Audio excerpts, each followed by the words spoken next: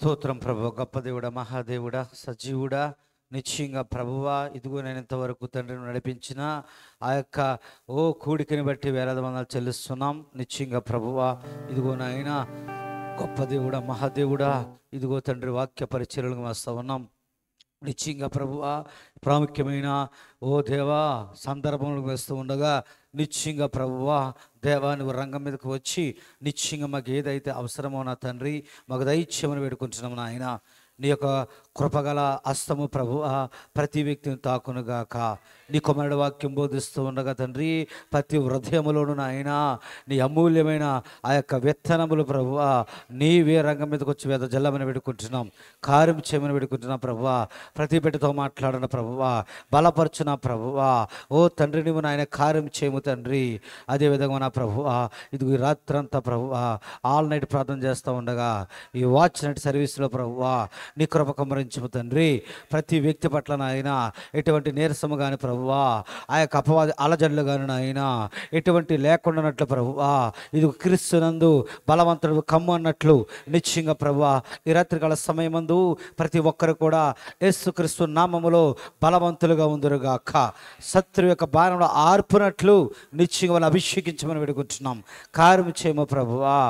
ఎటువంటి బద్ధకములు లేకుండానట్లు ఎటువంటి ప్రభువా నిశ్చయంగా ప్రభువా వెనుక జారుట నిశ్చయంగా నిద్రలోకి వెలుట అటువంటి ఏమీ లేకుండానట్లు ప్రభువా, అలసిపోకుండానట్లు నిశ్చయంగా వారిని బలపరచమని వేడుకుంటున్నాము. కార్యం చేయమని వేడుకుంటున్నాము. దేవా ప్రతి వ్యక్తితో మాట్లాడమని వేడుకుంటున్నాం ప్రభువా. దేవా నిశ్చయంగా ప్రభువా ఇదిగో నేను ప్రార్థన చేస్తున్న ప్రతి అస్తమును బలపరచము. వారి చేతులు ఎత్తుతూ ఉండగా నాయన ఈ సంఘమునకు విజయం దయచేయమని వేడుకుంటున్నాము. ఈ రాత్రికాల సమయమందు ప్రభువా నీ ప్రాముఖ్యమైన విజయమును ప్రభువా ఈ సంఘం మీద ప్రకటిస్తూ ఉన్నాము. కార్యం చేయమని వేడుకుంటున్నాము తండ్రి. ఈ ఆల్ నైట్ ప్రార్థన అంతటనే ప్రభువా నీవే జయప్రదం చేయమని ప్రభువా, విజయ తండ్రి ఉత్సాహముగా ప్రభువా ఈ యొక్క ఆల్ నైట్ ప్రార్థన చేయమని ప్రభువా. ఇదిగో తండ్రి ఈ యొక్క ఆల్ నైట్ ప్రార్థన అంతటిని కూడా ప్రభువా నీ మారణ హస్తాలకు సమర్పించుకుంటూ ప్రభు అయిన యేసుక్రీస్తు నామమున వేడుకుంటున్నాం. ఆమేన్. దేవునికి స్తోత్రం కలుగును గాక. ఈ సమయంలో మనం అలా నిలబడేటుండగా దైవజనులు వచ్చి వాక్య పరిచయలు మనం నడిపిస్తారు. తదుపరిగా మనం ప్రార్థనలకు వెళ్దాం. ఈ సమయంలో పాస్టర్ రాజేందర్ గారిని నేను ఆహ్వానిస్తున్నాను.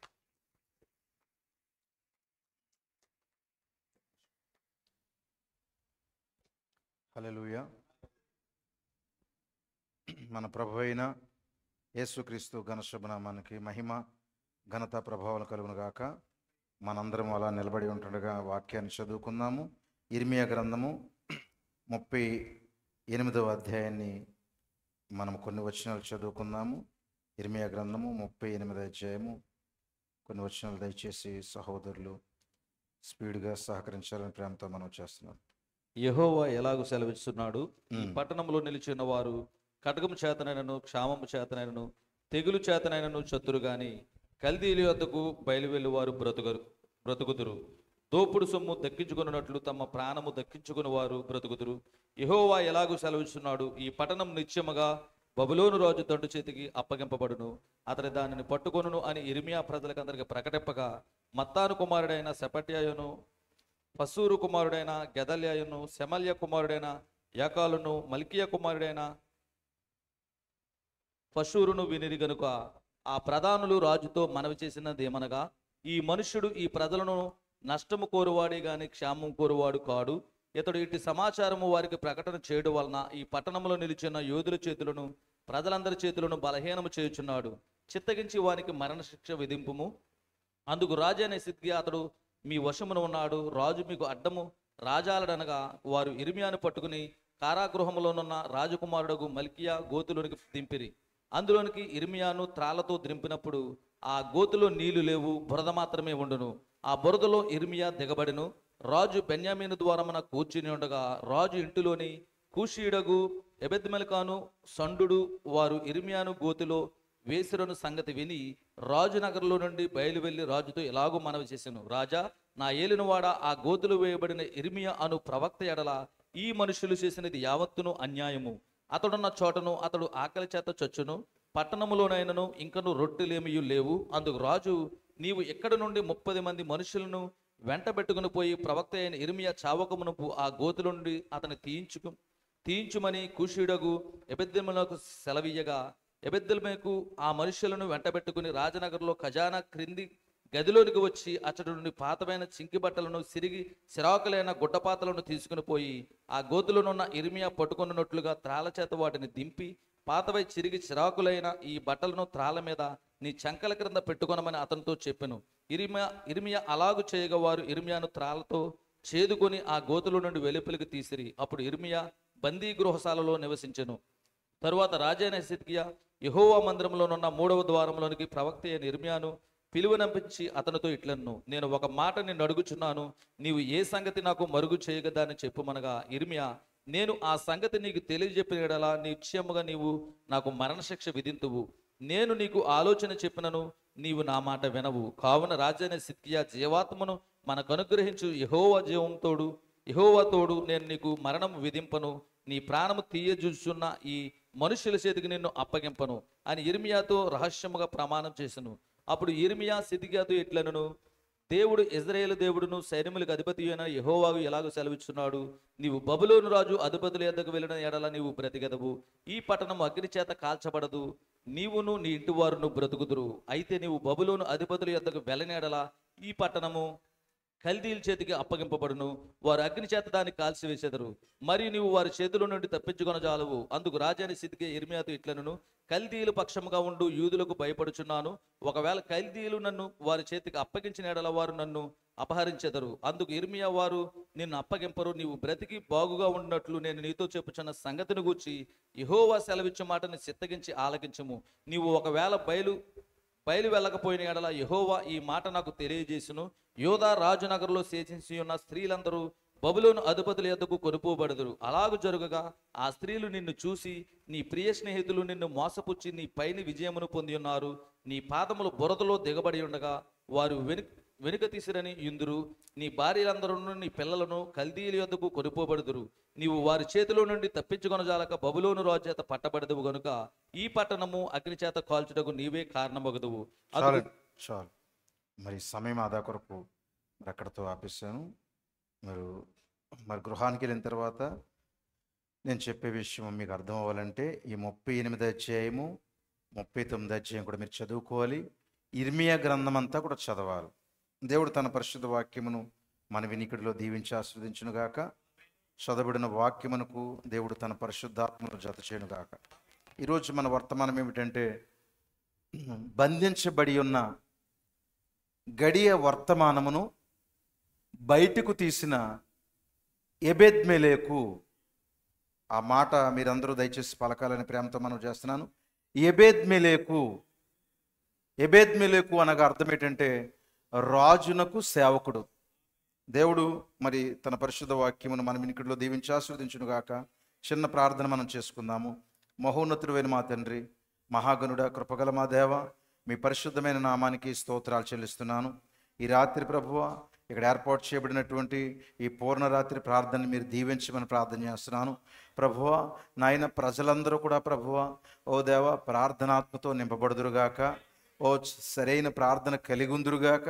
ఎత్తబడాలంటే ప్రభువా మాకు తగినంత ప్రార్థన కావాలి ప్రభువా. మీకే స్తోత్రములు. తప్పక ప్రభువా ఇక్కడ నాయన నడిపిస్తున్న ఈ సేవకుని బట్టి నీకు వందనాలు ప్రభువా. ప్రభువా బిడ్డలందరూ కూడా ప్రభు అలిసిపోకుండా ప్రభువా మంచిగా ప్రార్థన చేసి ఆ ప్రార్థన ద్వారా గొప్ప జవాబులు వారు పొందుకుందురుగాక. మీరే కృప చూపించండి నాయన. ఇక్కడ జరిగించిన కార్యములు బట్టి నీకు వందనాలు ప్రభువా. దేవా మా ప్రశస్తమైన సహోదరుని దేవా నీవే దీవించినందుకు నీకు స్తోత్రాలు చెల్లిస్తున్నాను. ప్రభువా నీ కొరకు ప్రత్యేకించబడి పని కొరకు అభిషేకించబడిన నీ కుమారుని బలపరిచి వాడుకోమని ప్రార్థన చేస్తున్నాను. ఈ సమయంలో దేవా నాయన, నేను ఇక్కడ నిలబడి ఉంటుండగా నన్ను పక్కకు తెప్పించండి. నువ్వు రంగంపైకి రండి దేవా. కొద్దిసేపు మీరు మాట్లాడండి తండ్రి. దేవా నాయన, నీ వాక్యానికి నీవే అనువాదకుడు ప్రభువా. నీవే నీ వాక్యమును అనువదించి మాట్లాడమని ప్రార్థన చేస్తున్నాను. నీ వాక్యము కొరకు మాత్రమే నా నోరు తెరిచి ప్రభువా సరైన మాటలే మాకు ఇక్కడ పంపించమని సమస్త మహిమ ఘనత ప్రభావాలు మీకే ఆరోపించుకుంటూ ప్రభు అయిన యేసుక్రీస్తు నామములో ప్రార్థించడుగుచున్నాము. ఆమేన్. దయచేసి కూర్చుందాం ప్రియులారా. మంచిది ప్రియులారా. మరి రాత్రి కొన్ని సంగతులు ఈ రాత్రి మనం విందాము. చాలా కొద్ది సంగతులు మాత్రమే మీకు చెప్పాలని నేను ఆశపడతా ఉన్నాను. దయచేసి అందరూ ప్రేమతో మీరు వింటారని మనవి చేస్తున్నాను.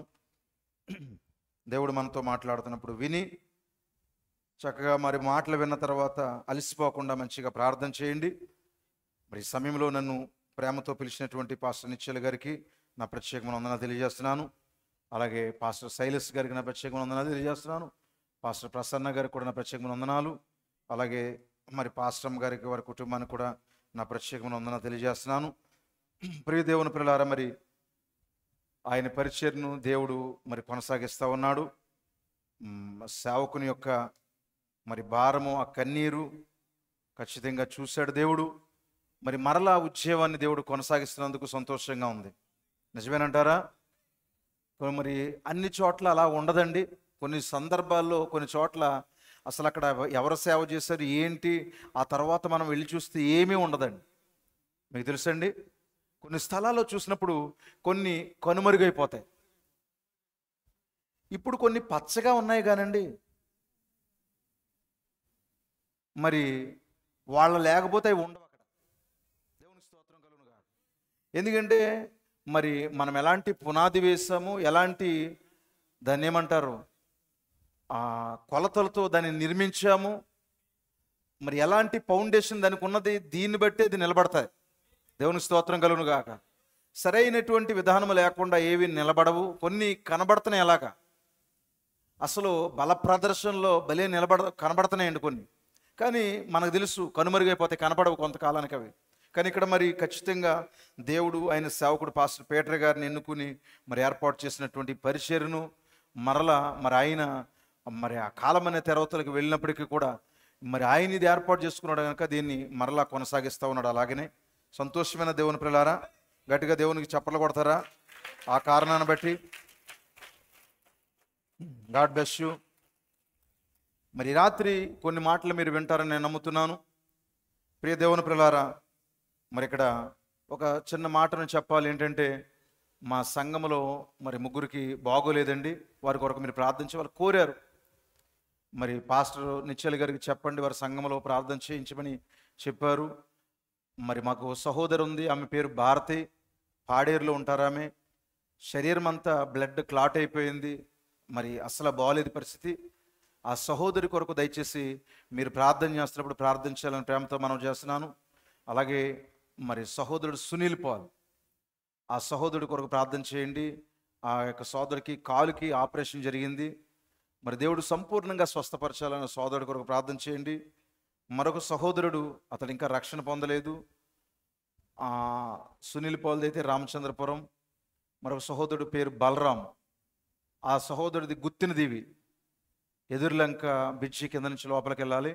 మరి బైక్ యాక్సిడెంట్లో ఆ బిడ్డకు మరి తలకు దెబ్బ తగిలి బ్రెయిన్కి ఆపరేషన్ చేశారు.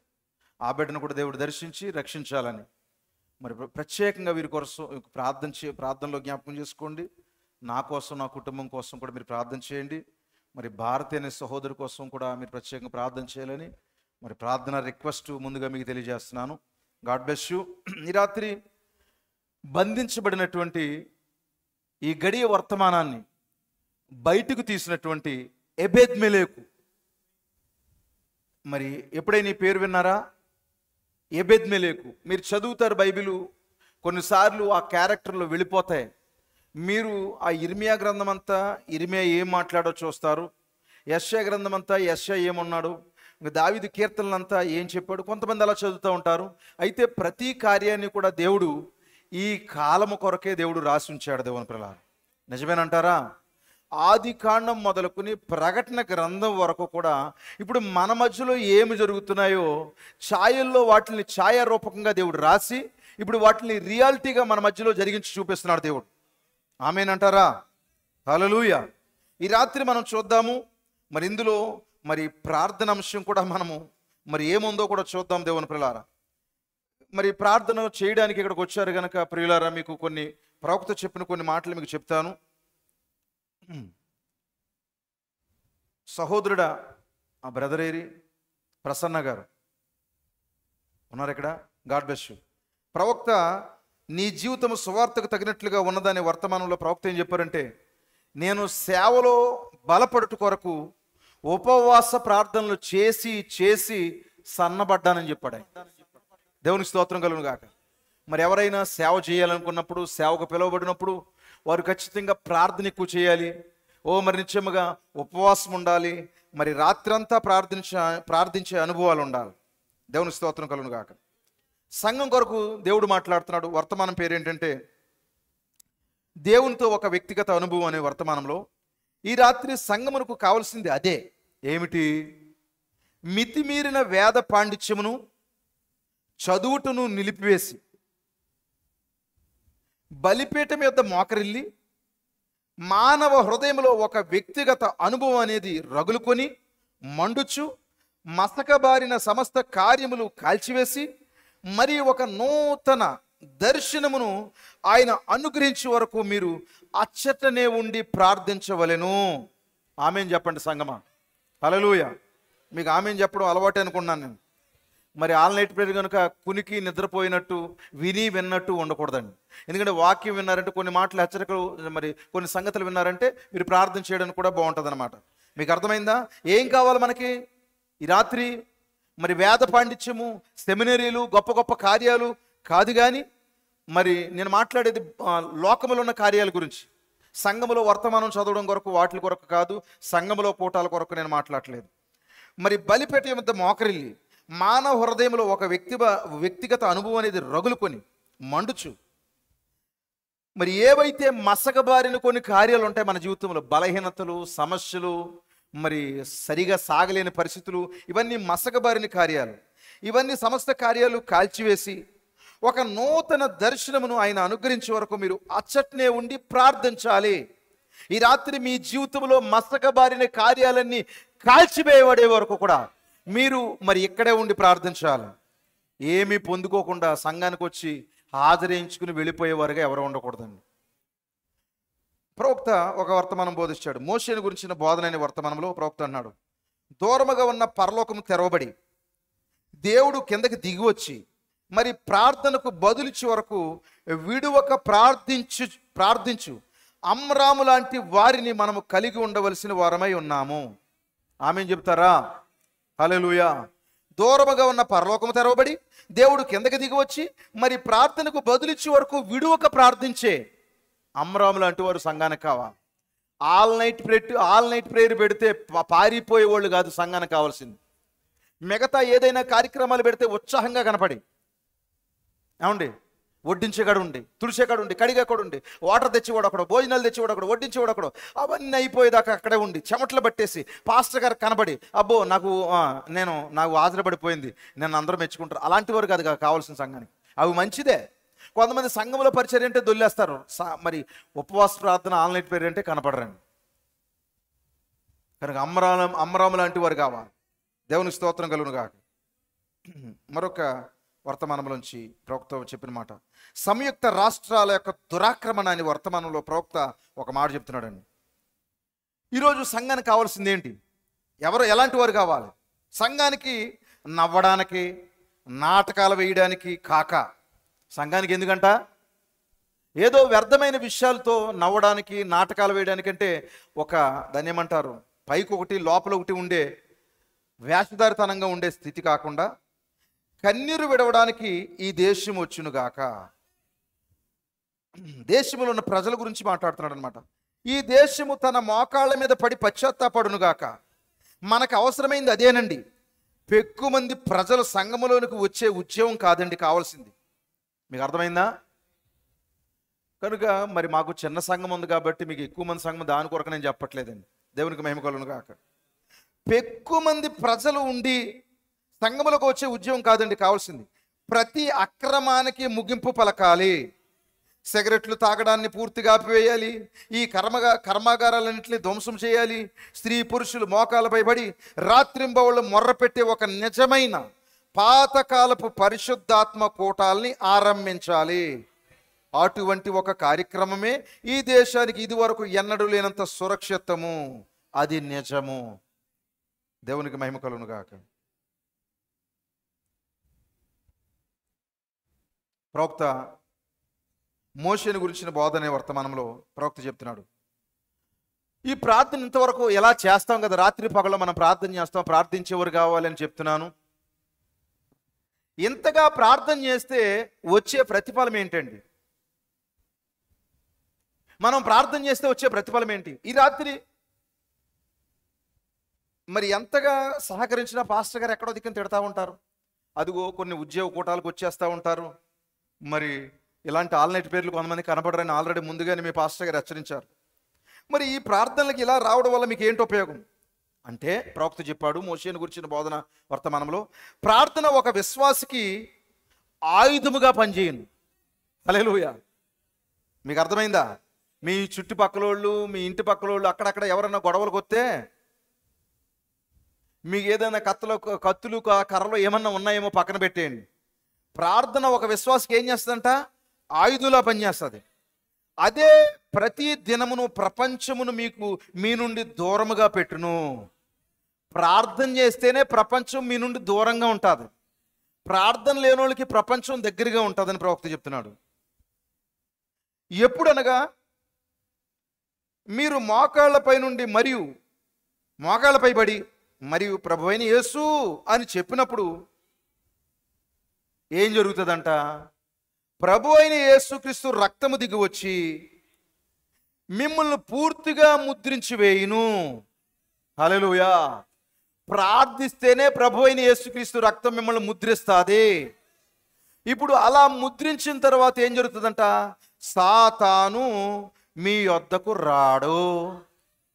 ప్రార్థన ఆయుధంగా పనిచేస్తుంది. ప్రార్థన రక్తాన్ని తీసుకొచ్చి నిన్ను ముద్రిస్తుంది. సైతాను నీ నుండి దూరం పెడతాది. ఈ రాత్రి ప్రార్థన మనకు కావాలా? ఎంతమంది అలాంటి ప్రార్థన కలిగి ఉండాలని ఆశపడుతున్నారు? ఈ రాత్రి నిత్యముగా ఒక ఆయుధాన్ని పట్టుకుని వెళ్ళండి. మరి యేసుక్రీస్తు రక్తాన్ని పట్టుకుని వెళ్ళండి. సాతాన్ని దూరముగా తరమడానికి నీకు కావాల్సింది ప్రార్థన. మరొక వర్తమానంలో లేకపోతే ప్రవక్త చెప్తున్న మాట ఏంటంటే, నువ్వు పరిశుద్ధాత్మ పొందుకోకుండా ప్రసంగం చేయొచ్చు, పని చేయొచ్చు, ఏదన్నా నువ్వు కలిగి ఉండొచ్చు, దశమ భాగం కూడా ఇవ్వచ్చు. కానీ పరిశుద్ధాత్మ లేకపోతే నువ్వు ప్రార్థన చేయలేవు. అంతమందికి అర్థమైంది. కనుక ఈ రాత్రి పరిశుద్ధాత్మను పొందుకుని మరి తిరిగి జన్మించి అలాంటి వారు ప్రార్థన చేస్తే రక్తము దిగి వస్తుంది. అలాంటి వారికి దెయ్యము దూరంగా ఉంటుంది. ఈ రాత్రి ఖచ్చితంగా అలాంటి ప్రార్థనా పరులుగా మీరు ఉందురుగాక. హల్లెలూయా. మంచిది ప్రియులారా. ఈ రాత్రి కొన్ని సంగతులు మరి మనం చూద్దాం. ఇప్పుడు వాక్యాన్ని చదువుకున్నాం. ఇర్మియా గ్రంథంలోంచి 38వ మరి అధ్యాయంలోంచి మనం చదువుకున్నాం ప్రియులారా. చూద్దాం. ఇప్పుడు చదవండి సింపుల్గా. యెహోవా ఎలాగూ సెలవిస్తున్నాడు, యెహోవా ఎలాగూ సెలవిచ్చున్నాడు, ఈ పట్టణంలో నిలిచిన వారు ఖడ్గం చేతనైనను క్షామము చేతనైనను తెగులు చేతనైనను శత్రు గాని కల్దీల యొద్దకు బయలు వెళ్ళువారు బ్రతుకుతురు. దోపుడు సొమ్ము దక్కించుకున్నట్లు అవును తమ ప్రాణము దక్కించుకుని వారు బ్రతుకుతురు. ధన్యుడు. యెహోవా ఎలాగూ సెలవిస్తున్నాడు, ఈ పట్టణం నిత్యముగా బబులోను రాజు దండు చేతికి అప్పగింపబడును. అవును, అతడు దాన్ని పట్టుకొనును అని ఇర్మియా ప్రజలకందరికి ప్రకటింపగా మత్తాను కుమారుడైన సెపట్యాను, పశూరు కుమారుడైన గెదల్యాయును, సెమల్య కుమారుడైన యోకాలును, మల్కియా కుమారుడైన పశూరును వినిరు గనుక ఆ ప్రధానులు రాజుతో మనవి చేసినది ఏమనగా, ఈ మనుషుడు ఈ ప్రజలకు నష్టము కోరువాడే గాని క్షేమము కోరువాడు కాడు. ఇతడు ఇటు సమాచారము వారికి ప్రకటన చేయడం వలన ఈ పట్టణములో నిలిచున్న యోధుల చేతులను ప్రజలందరి చేతులను బలహీనము చేయుచున్నాడు. చిత్తగించి వానికి మరణశిక్ష విధింపుము. అందుకు రాజైన సిద్కియా అతడు మీ వశమున ఉన్నాడు. రాజు మీకు అడ్డము రాజాలడనగా వారు ఇర్మియాను పట్టుకుని కారాగృహములోనున్న రాజకుమారుడు మల్కియా గోతులోనికి దింపిరి. అందులోనికి ఇర్మియాను త్రాళ్లతో దింపినప్పుడు ఆ గోతులో నీళ్లు లేవు, బురద మాత్రమే ఉండును. ఆ బురదలో ఇర్మియా దిగబడును. రాజు బెన్యామీను ద్వారా మనము 1వ వచనం నుంచి కొన్ని సంగతులు మనం జాగ్రత్తగా విందాం. ఈ కాలానికి సంబంధించిన అనేక సంగతులు ఇందులో ఉన్నాయి. ప్రార్థన గురించిన సంగతులు కూడా ఇందులో ఉన్నాయి. మరి ఆ విధంగా మనం ముందుకు వెళదాము కొద్దిసేపు. మరి ఇప్పటికే మరి నాకు ఇవ్వబడిన సమయం కూడా అయిపోయింది. మరి మీరు ప్రార్థన చేయాలి. మరి సమయాన్ని బట్టి కొన్ని మాటలు కుదించి నేను వర్తమానం చెప్పాలని ఆశపడుతున్నాను. క్రీస్తు దేవుని పిల్లారా, ఈ ఇర్మియా గ్రంథము చాలా మర్మాలతో కూడిన గ్రంథము. ఈ కాలానికి సంబంధించిన అనేక సంగతులు ఇందులో ఉన్నాయి. ఇర్మియా గ్రంథము చదివే వారి ప్రతి ఒక్కరు కూడా అర్థమయ్యేది ఏంటంటే దేవుని పిల్లారా, ఇందులో ఎక్కువగా మరి వినబడే మాట ఏంటంటే తిరుగుబాటు. ఈ గ్రంథంలో ఇర్మియా గ్రంథంలో వినబడే మాట ఏంటంటే తిరుగుబాటు అనే మాట ఎక్కువ వినబడుతుంది. ఎందుకంటే చదవండి, ఇర్మియా గ్రంథం అంతా మీరు చదువుకోండి. చదివితే తిరుగుబాటు అనే మాట ఎక్కువ వినబడుతుంది. ఈ గ్రంథంలో ఒక అద్భుతమైన వ్యక్తి ఉన్నాడు. అతడే ఇర్మియా అయి ఉన్నాడు దేవుని పిల్లారా. ఈ గ్రంథంలో చాలా క్యారెక్టర్లు ఉన్నాయి. ఈ కాలానికి సంబంధించినటువంటి అనేక సంగతులు దేవుడు మరి ఇందులో మరుగు చేసి ఉంచాడు. దేవుని ప్రియులారా, దేవుని చిత్తమైతే కొద్దిగా ఈ రాత్రి మనం చూసుకుందాము. ఇక్కడ మనకి ఎబెద్మెలెకు అనే ఒక క్యారెక్టర్ కనబడుతుందండి. అతని పేరేంటి చెప్పండి? ఎబెద్మెలెకు. ఈ ఎబెద్మెలెకు గురించి చెప్పుకునే ముందుగా ఇర్మియా గురించి కొన్ని సంగతులు చెప్పాలి. ఇర్మియా అనగా అర్థం ఏంటంటే యెహోవా స్థిరపరచును, యెహోవా స్థాపించును. ఇర్మియా అంటే అర్థం ఏంటి చెప్పండి? యెహోవా స్థిరపరచును, యెహోవా స్థాపించును. ఈ ఇర్మియా యేసుక్రీస్తుకు సాదృశ్యంగా ఉన్నాడు. దేవుని ప్రియులారా, ఈ ఇర్మియా మరి బాల్యములోనే సేవకు పిలువబడ్డాడు. ఇంచుమించుగా ఇర్మియా 12వ ఏటనే సేవకు పిలువబడ్డాడు. మీరు మొదటి అధ్యాయంలో ఆ యొక్క మరి ఇర్మియాను చూస్తే మీకు అర్థమవుతుంది. ఈ యేసుక్రీస్తుకి ఈ ఇర్మియాకి ఉన్నటువంటి పోలికలు చక్కగా మీకు కొన్ని సంగతులు మీకు చెప్తాను. దేవుని ప్రియులారా, ఈ ఇర్మియా ఆ యొక్క ఇశ్రాయేలు దేశంలో ఇంచుమించుగా 5 రాజులు ఏలుతున్న కాలంలో ఇతనున్నాడండి. ఎంతమంది రాజులండి? 5 రాజుల కాలంలో దాదాపుగా 40 సంవత్సరాలు ప్రవచించాడు ఇతను. ఎన్ని సంవత్సరాలు చెప్పండి? 40 సంవత్సరాలు ఈ యొక్క ప్రవక్త అయిన ఇర్మియా ప్రవచించుకుంటూ వచ్చాడు. అతడు ప్రవచించిన కాలం నుంచి 5 రాజులు, అంటే ఎట్ ఎ టైం కాదు, ఒక్కొక్క రాజు ఒక్కొక్కడు వెళ్తున్నాడు మళ్ళా వస్తున్నాడు. 5 రాజుల కాలంలో ఈ యొక్క ఇర్మియా 40 సంవత్సరాలు ప్రవచించినట్లుగా మనం బైబిల్ చదివితే మనకు అర్థమవుతుందండి. ఇతడు ఒక ప్రకటన చేస్తున్నాడండి. ఏమని ప్రకటన చేస్తున్నాడు? ఈ యెరూషలేముని కాల్చేస్తాడు, కల్దీయులు వచ్చి యెరూషలేముని కాల్చేస్తారు, మీరు ఒక ప్రాంతంలోకి వెళ్ళిపోండి, అక్కడ సురక్షితంగా ఉంటారు కొంతకాలమని ఇర్మియా చెబుతున్నాడు. ఇర్మియా ప్రవచిస్తాడు. ఇర్మియా విలపించే ప్రవక్త. అతడు ప్రజల దోషము నిమిత్తము, ప్రజల యొక్క మరి బలహీనతల నిమిత్తము కన్నీరు గార్చి ప్రార్థించే ఒక ప్రవక్త ఉన్నాడు. హల్లెలూయా. కనుక ఇప్పుడు ఇతడు ఒక కేక వేస్తున్నాడు, నా ప్రజలారా మీరు నశించిపోతారో బయటికి రండి అని పిలుస్తున్నాడండి. దేవునికి మహిమ కలుగును గాక. చూడండి, ఇతను 12వ ఏటనే పిలువబడ్డాడు. అలాగే 12వ ఏటనే ప్రభువైన యేసుక్రీస్తు మాట చెప్తాడు. ఏమని? నేను తండ్రి పనుల మీద ఉన్నాను అంటాడా? దేవునికి స్తోత్రం కలుగును గాక. అలాగే ఇతను బబులోను చెర కల్దీలు వచ్చి మిమ్మల్ని బంధించేస్తారు, చంపేస్తారు, వారి చెరలోకి వెళ్లకుండా ఉండాలంటే మీరు వెళ్ళిపోండి ఒక ప్రాంతానికి అని చెప్పాడు. ప్రభువైన యేసుక్రీస్తు కూడా భూమి మీదకి వచ్చి రోమన్ చెరలోకి వెళ్ళొద్దని మరి ప్రభువైన యేసుక్రీస్తు కూడా చెప్పాడు.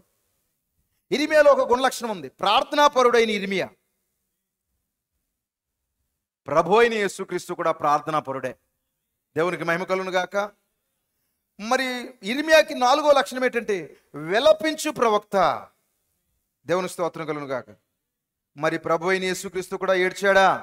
ఆయన ఓలేవుల కొండ మీద ఉండి ఆ యెరూషలేమును చూసి ఏడ్చాడా లేదా? ఆయన కూడా ఆ పట్టణాన్ని చూసి వారి దుర్గతిని చూసి ఆయన కూడా ఏడ్చాడు. దేవుని ప్రియులారా, వారు మారు మనసు పొందట్లేదని ఆయన ఏడ్చాడు. ఈ గడియ వర్తమానికుడైన ప్రవక్త విలియం బ్రెన్నమ్ కూడా ఆయన విలపించే ప్రవక్తనే. ఇర్మియాపై అబద్ధ సాక్ష్యాలు ఇచ్చారండి. ప్రభువైన యేసుక్రీస్తు పైన కూడా అబద్ధ సాక్ష్యాలు చెప్పారు. 6వదిగా ఇర్మియాను గోతులోకి దింపారు. ప్రభువైన యేసుక్రీస్తు సమాధిలోకి దింపబడ్డాడు. చరిత్రకారులు చెప్తారు ఈ ఇర్మియా వివాహం చేసుకోలేదని. ప్రభువైన యేసుక్రీస్తు కూడా మరి ఈ భౌతికమైన వివాహం అయినా చేసుకోలేదు. దేవునికి స్తోత్రం కలుగును గాక. అలాగే మరి ఇర్మియా పైన హత్యా ప్రయత్నం జరిగిందండి. ప్రభువైన యేసుక్రీస్తునైతే సొంత ప్రజలే హత్య చేశారు. ఇర్మియా కాలంలో అబద్ధ ప్రవక్తలు ఎక్కువగా ఉన్నారు. ఇర్మియా కాళ్లకు సంకెళ్ళు వేసి జైల్లో పెట్టారు.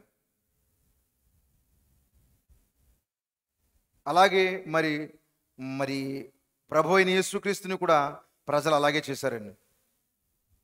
ఇర్మియా పారిపోయాడు. ప్రభువైన యేసుక్రీస్తు కూడా కొన్నిసార్లు దాక్కున్నాడు. ఆయన జన్మించినప్పుడు ఆయన్ని ఐగుప్తు కూడా తీసుకెళ్ళిపోయారండి. దేవుని స్తోత్రం కలుగును గాక. ఈ ఇర్మియా హనని అనే వాడి చేత చెంపదెబ్బ తిన్నాడు. హనని అనేవాడు ఏం చేశాడంటే ఇర్మియాను చెంపదెబ్బ కొట్టాడు. ప్రభు అయిన యేసుక్రీస్తును కూడా మరి కొట్టినట్లుగా మనం చూస్తాం.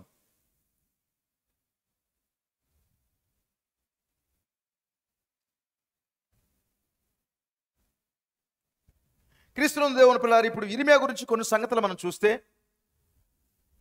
ఈ ఇర్మియా దేవుని యొద్ద నుండి వాక్యం తీసుకొచ్చాడు. అతడు దేవుని యొద్ద నుండి వాక్యం ఎప్పుడైతే తీసుకొచ్చాడో ప్రజలు దాన్ని తీసుకోవడానికి ఇష్టపడట్లేదండి. ఎందుకు? వారు ఎప్పుడు తిరుగుబాటు చేయడం, బలహీనమైపోవడం, మరి వారు వాక్యము చెప్పినట్లుగా జీవించలేకపోవడం. ఇర్మియా కాలంలో ప్రజలు ఎక్కువగా అలా విచ్చలవిడిగా ఉండడం. అందుకే మరి 70 సంవత్సరాలు బబులోను చెరలోకి వెళ్ళిపోతారని మరి ఖచ్చితంగా ప్రవచించాడు దేవుని పిల్లారా. ఇర్మియా అతడు ఏంటంటే ఆ గడియ వర్తమానమై ఉన్నాడు. దేవుడు ఆ ప్రజల కొరకు పంపించినటువంటి ప్రత్యక్షపరచబడిన బయలుపరచబడిన వాక్యమే ఇర్మియా అయి ఉన్నాడు. కానీ ప్రజలు దాన్ని తీసుకోవడానికి మరి సిద్ధంగా లేరు దేవుని పిల్లారా. ఇర్మియా ఎలాగ ఉన్నాడంటే వారికి శత్రువు మాదిరిగా ఉన్నాడండి. వాక్యం బోధిస్తుంటే, వాక్యం వస్తున్నప్పుడు ప్రజలకి మరి బోధించేవాడు శత్రువుగా కనపడతాడు. కొన్నిసార్లు ఖండించినప్పుడు ఇర్మియా ప్రజలకి అలాగే కనపడ్డాడు. ఈ రాత్రి వాక్యం బోధిస్తున్న సేవకుడు నీకు శత్రువుగా కనపడకూడదు. అంతమందికి అర్థమైంది. సేవకుడు నిన్ను ఖండిస్తున్నప్పుడు నీకు అతడు శత్రువుగా కనపడకూడదు. ఎందుకంటే ఆ సేవకుడు ఏమై ఉన్నాడంటే ప్రజలు రక్షించబడ్డానికి, ప్రజలు ఎత్తబడ్డానికి దేవుడు పంపించిన వర్తమానమై ఉన్నాడు. ఆ గడియ వర్తమానికుడై ఉన్నాడు. ఆమేనేనా? హల్లెలూయా. ఇక్కడ మనం చూసుకుంటే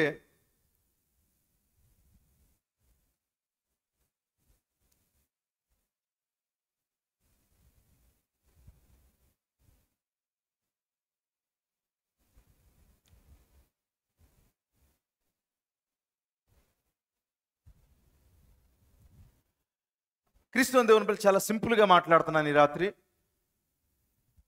అతడు వచ్చి, నా ప్రజలారా మీరు నశించిపోతారు, కాలిపోతారు, బలహీనమైపోతారు, ఇదిగో కల్దీలు వచ్చేస్తున్నారు మీ మీదకి. ఎందుకంటే ప్రజలు మరి ప్రతిసారి దోషులుగా, పాపం చేసేవారుగా, తిరుగుబాటు చేసేవారుగా ప్రజలున్నారు. వాక్యం ఎంత బోధించినా ప్రజల్లో మార్పు లేదండి. కొన్నిసార్లు సేవకులుగా మేము అనుకుంటాం, ఈరోజు దేవుడు నన్ను వాడుకున్నాడు, బహుబలంగా దేవుడు వాక్యం ఇచ్చేశాడు, ఇంకా అందరం మారిపోతారనుకుంటాం. కానీ ప్రజలు ఎవరు ఏ కార్యక్రమం చేయాలి, ఎవరు ఎలాగ ఉండాలి అలాగే ఉంటారండి. వారేమి మార్పులు కలిగి ఉండరు. ఎందుకంటే ఎత్తబడేవారు మాత్రమే ఆ జీవితాన్ని కలిగి ఉంటారు. అంతమందికి అర్థమైంది. మీకు ఒక సంగతి తెలుసా? బైబిల్లో ప్రకటన గ్రంథంలో 9వ అధ్యాయంలో మనం చూసినప్పుడు ఆ యూఫ్రటీస్ నది దగ్గర బంధించబడినటువంటి 20 కోట్ల మంది, 20 కోట్ల మరి దెయ్యాలు అక్కడ ఉన్నాయండి. ఆ దెయ్యాల్ని విప్పమన్నాడు. ఆ దెయ్యాలకి అధిపతులు ఎవరంటే హిట్లర్, స్టాలిన్, ముస్సోలిన్, ఐక్మ్యాన్ లాంటి వారు అక్కడ 4 దూతలుగా అక్కడ రాయబడింది అక్కడ. ఇప్పుడు ఈ బంధించబడి విప్పబడినటువంటి ఈ దెయ్యపు ఆత్మలు ఏం చేస్తాయో తెలుసండి? ప్రజల్లోకి వస్తాయండి. ఎన్నికలో లేని ప్రజల్లోకి వస్తాయి. ఎన్నికలో ఉన్నవారిని అవి ఏమీ చేయలేవు దేవుని పిల్లారా. అవేం చేస్తాయి తెలుసండి? రోగాలు చేస్తాయి, బలహీనతలు తీసుకొస్తాయి, భేదాలు సృష్టిస్తాయి. ఈ వర్తమానం బోధిస్తుంటే దెయ్యాలకి ఇష్టం ఉండవండి. కాపరు అనుకుంటాడు, నేను మొత్తం ముద్రలన్నీ బోధించేశాను, నేను చాలా త్యాగం చేసి వాక్యాలన్నీ చెప్పేస్తున్నాను, నేను మరి స్వార్థ చెప్తున్నాను, ఆత్మలు వస్తున్నాయి, సేవ చేస్తున్నాను. కానీ ప్రజల లోపల ఉండే మరి ఆ బలహీనతలు అలాగే ఉంటాయి కొంతమందిలో. మరి కొద్దిమంది మాత్రమే సిద్ధపడతా ఉంటారు దేవుని పిల్లారా. ఈ 20 కోట్ల దెయ్యాల్ని ఎవరైతే ఆహ్వానిస్తారో వారు మాత్రము ఆ దెయ్యాలు జీవితాలే జీవిస్తారు.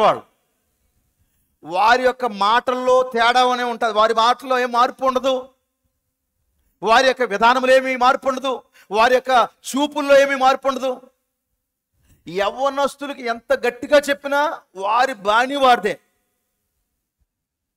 వారు చేయవలసిన కీడు చేసేస్తారు, వారు జీవించవలసిన జీవన విధానం చేసేస్తారు. మరి ఎంత మొత్తుకున్నా, ప్రార్థించమన్నా ప్రార్థన చేయరు. ఉపవాస ప్రార్థన రెండో అనగానే అసలు ఎవరు పట్టించుకోరండి. ఎందుకంటే 20 కోట్ల దెయ్యాల ప్రభావాలు ఏం చేస్తాయంటే వారి మీద పడి, అవి సామాన్యం కాదండి దేవుని పిల్లారా. చూడండి, అక్కడ మరి అగాధం యొక్క తాళం తీసినప్పుడు ఏమొస్తుందంట?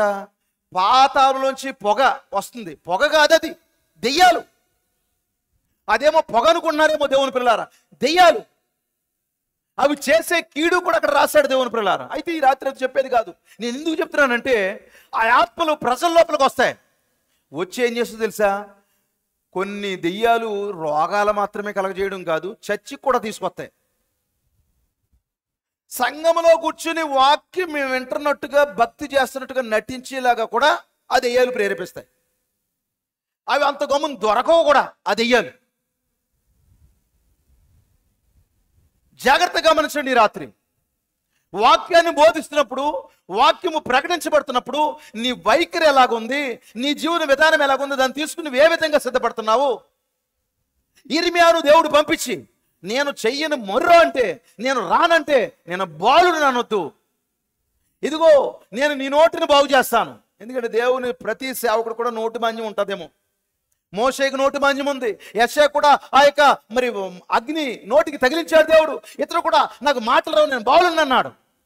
కానీ దేవుడు అతన్ని పంపించి, దేవుని పిల్లారా, ఆ ప్రజల కొరకు వాక్యాన్ని పంపించినప్పుడు ఏం జరిగింది? ప్రజలు చాలా మంది తిరుగుబాటు చేశారు, తిరస్కరించారు. మేము జీవించలేమంటున్నారు, మా వల్ల కాదంటున్నారు. ఈ వర్తమానం చాలా కఠినంగా ఉంటుంది పాస్టర్ గారు. ఈ మెసేజ్ కఠినంగా ఉంటే, కష్టంగా ఉంటే నువ్వు ఎత్తబడడం కష్టం. ఎందుకంటే ఎత్తబాటు ఆసనం అయిపోయింది, సమయము మరి చాలా మరి నియర్గా ఉంది దేవుని పిల్లారా. మరి రేపో మాపో ఉన్నట్టుగా ఎత్తబాటు ఉంది. ప్రజలు ఏ విధంగా సిద్ధపడుతున్నారు? తల్లులు తమ బిడ్డలతో పూర్ణరాత్రి ప్రార్థనలకు వస్తారా? తండ్రులు తమ కుమారులతో ప్రార్థనలకు వస్తారు. తండ్రులే రారు కొంతమంది, తల్లులే రారు కొంతమంది. ఆదివారం వచ్చినట్లుగా సంఘాలు నిండిపోవాలి. ఉపవాస ప్రార్థన, ఆన్లైన్ ప్రేయర్లాగా, ఆన్లైన్ ప్రేయర్లకు కూడా. ఎందుకంటే అలాంటి పాతకాలపు ఉద్యమం మన సంఘానికి కావాలి. దేవునికి మహిమ కలుగునుగాక. కనుక ఇప్పుడు ఇర్మియా వాక్యాన్ని తీసుకొచ్చాడండి. ప్రజలంతా మీరు నశించిపోతారు, మీరు వెలుపలికి రావాలి. ఒక ప్రాంతాన్ని చెప్తున్నాను, నేను చెప్తున్నాను దేవుని సేవకుడిగా, మీరు ఆ ప్రాంతంలో ఉండండి, మీరు నశించిపోరు అని దేవుని సేవకుడు బోధించినప్పుడు అక్కడ జరిగిన కార్యం ఏమిటంటే దేవుని ప్రియులారా, 4 వ్యక్తులు రెడీ అయ్యారంట అక్కడ. ఆ 4 వ్యక్తుల పేర్లు చదవండి సార్. ఇప్పుడు ఎప్పుడైతే ఇర్మియా ఎలా బోధించాడో, ఎప్పుడైతే గడియ వర్తమానం బోధించబడిందో, వెంటనే 4 వ్యక్తులు రెడీ అయిపోయారు అక్కడ. చదవండి. ఈ పట్టణం నిశ్చయముగా బబులోను రాజు దొండ చేతికి అప్పగింపబడును, అతడు దాన్ని పట్టుకొనుచు అని ఇర్మియా ప్రజలకందరికి ప్రకటింపగా, మత్తాను కుమారుడైన సెపట్యాయును, ఒకడు పసూరు కుమారుడైన గెదల్యాయును, 2 సెలమ్య కుమారుడైన యోకాలును, 3 మల్కియా కుమారుడైన పషూరును వినిరు గనుక ఆ ప్రధానులు రాజుతో మనవి చేసినదేమనగా, ఈ మనుష్యుడు ఈ ప్రజలకు నష్టము కోరువాడే గాని క్షేమం కోరువాడు కాడు. దేవుని స్తోత్రం కలుగునుగాక. మరి చూడండి, ఈ వర్తమానానికి ప్రతి కాలంలో ఈ 4 ఎందుకు అడ్డుపడుతున్నాడండి? నేను చాలా చోట్ల చదివాను. వర్తమానం చదువుతున్నప్పుడు ప్రతి కార్యక్రమానికి ఈ 4 అడ్డు వస్తూ ఉంటారు. దానియేలు కాలంలో కూడా వీళ్ళు ఉన్నారండి. అంటే ఈ వ్యక్తులని కాదు, ప్రతి చోట 4 వ్యక్తులు ఈ మెసేజ్ కొట్టి వస్తూ ఉంటారు. ఈ గడియలో దేవుడు పంపించినటువంటి వర్తమానం కొరకు, మరి ఈ వర్తమానానికి అడ్డు రావడానికి, ఏదైతే వర్తమానం బోధించబడుతుందో ఆ వర్తమానానికి వ్యతిరేకంగా ప్రతి కాలంలో కూడా ఈ ఆత్మలు సిద్ధపడుతున్నాయి దేవుని పిల్లారా. ఒకడెవరంటే సెపట్యా, గెదల్యా, యోకాలు, పషూరు. ఈ 4 ఏం చేస్తున్నారు? రాజు దగ్గరికి వెళ్ళి మాట్లాడుతున్నారండి. ఓ రాజా, ఏ ఇర్మియా అయితే వర్తమానం బోధిస్తున్నాడో, ఏ వర్తమానం అయితే మాకు బోధించబడుతుందో అది సరికాదు. అదేనండి వారు మాట్లాడుతున్నారు. చదవండి ఆ మాట.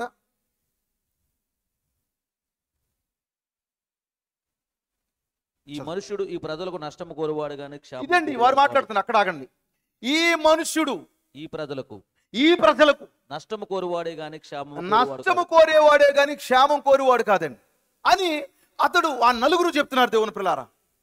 కనుక నిత్యముగా ప్రతి కాలంలో కూడా బయలుపరచబడిన దేవుడు పంపించిన వర్తమానానికి వ్యతిరేకంగా ఈ 4 శక్తులు ఉంటాయి దేవుని పిల్లారా. ఈ వర్తమానానికి మన కాలంలో కూడా 4 గుర్రాలు వ్యతిరేకంగా ఉన్నాయా లేదా ఎంతమందికి తెలుసు? ప్రకటన గ్రంథము 6వ అధ్యాయంలో యోహాను ఈ 4 గుర్రాలని చూస్తున్నాడు. ఈ 4 గుర్రాల పైన సవారీ చేసేవాడు ఎవడో మనకు తెలుసు. వాడు క్రీస్తు విరోధి సాతానై ఉన్నాడు. కనుక ఈ కాలంలో దేవుడు ఒక వర్తమానికుడిని, ఒక ప్రవక్తను ప్రపంచానికి పంపించినప్పుడు ఈ 4 గుర్రాల పైన సవారీ చేసే వ్యక్తి వచ్చి ఈ వర్తమానము, ఈ మనుషుడు ఈ ప్రజలకి అపకారం చేసేవాడే కానీ ఉపకారం చేసేవాడు కాదని మొదలు పెడుతున్నాడు. ఈ వర్తమానము అబద్ధము, ఈ యొక్క ప్రవక్త అబద్ధ ప్రవక్త అని ప్రతి కాలంలో కూడా ఈ 4 శక్తులు వెంబడిస్తున్నాయి. ఈ నలుగురిలో ఉన్నది ఒకే ఆత్మ. ఏ ఆత్మది? దురాత్మ. ఈ నలుగురిలో పనిచేసేవాడు ఒకే దెయ్యం. మీకు అర్థం ఉందండి? నలుగురిలో పనిచేసేది ఒకటే దెయ్యం. నలుగురు ఒకే మాట మాట్లాడుతున్నాడు. కనుక తెల్లని గుర్రము, నల్లని గుర్రము, ఎర్రని గుర్రము, పాండువర్ణ గుర్రము ఎవరో ఒకడే క్రీస్తు విరోధి. మీరు ఆల్రెడీ మరి మీ సేవకుడు బోధించినప్పుడు మీరు విన్నారని నమ్ముతున్నాను దేవుని పిల్లలు. హల్లెలూయా. కనుక ఈ వర్తమానానికి వ్యతిరేకంగా ఈ 4 గుర్రాలు మన కాలంలో పనిచేసి ఛాయల్లో 4 వ్యక్తులు ఆఖరి వర్తమానానికి వ్యతిరేకంగా నిలబడ్డారు దేవుని పిల్లలు. ఈ మనుషుడు ప్రజలకి అపకారం చేసేవాడే కానీ క్షేమం చేసేవాడు కాదు. ఈ రాత్రి మీకే విధంగా అనిపిస్తుంది? సంగమా, ఈ రాత్రి మరి ఈ వర్తమానంలోకి మీరు వచ్చినందుకు, ఇక్కడ ఈ సంఘాన్ని స్థాపించిన మీ పాస్టర్ గారు అయినటువంటి పీటర్ గారు, దేవుని స్తోత్రం కలుగును గాక, మీ క్షేమం కోరువాడేనా? ఇక్కడ పరిచయం చేస్తున్న ఈ సేవకుడు మీ క్షేమం కోరువాడేనా? ఈ కాలంలో దేవుడు పంపించిన ఈ వర్తమానము మీ క్షేమం కోరేదేనా? హల్లెలూయా.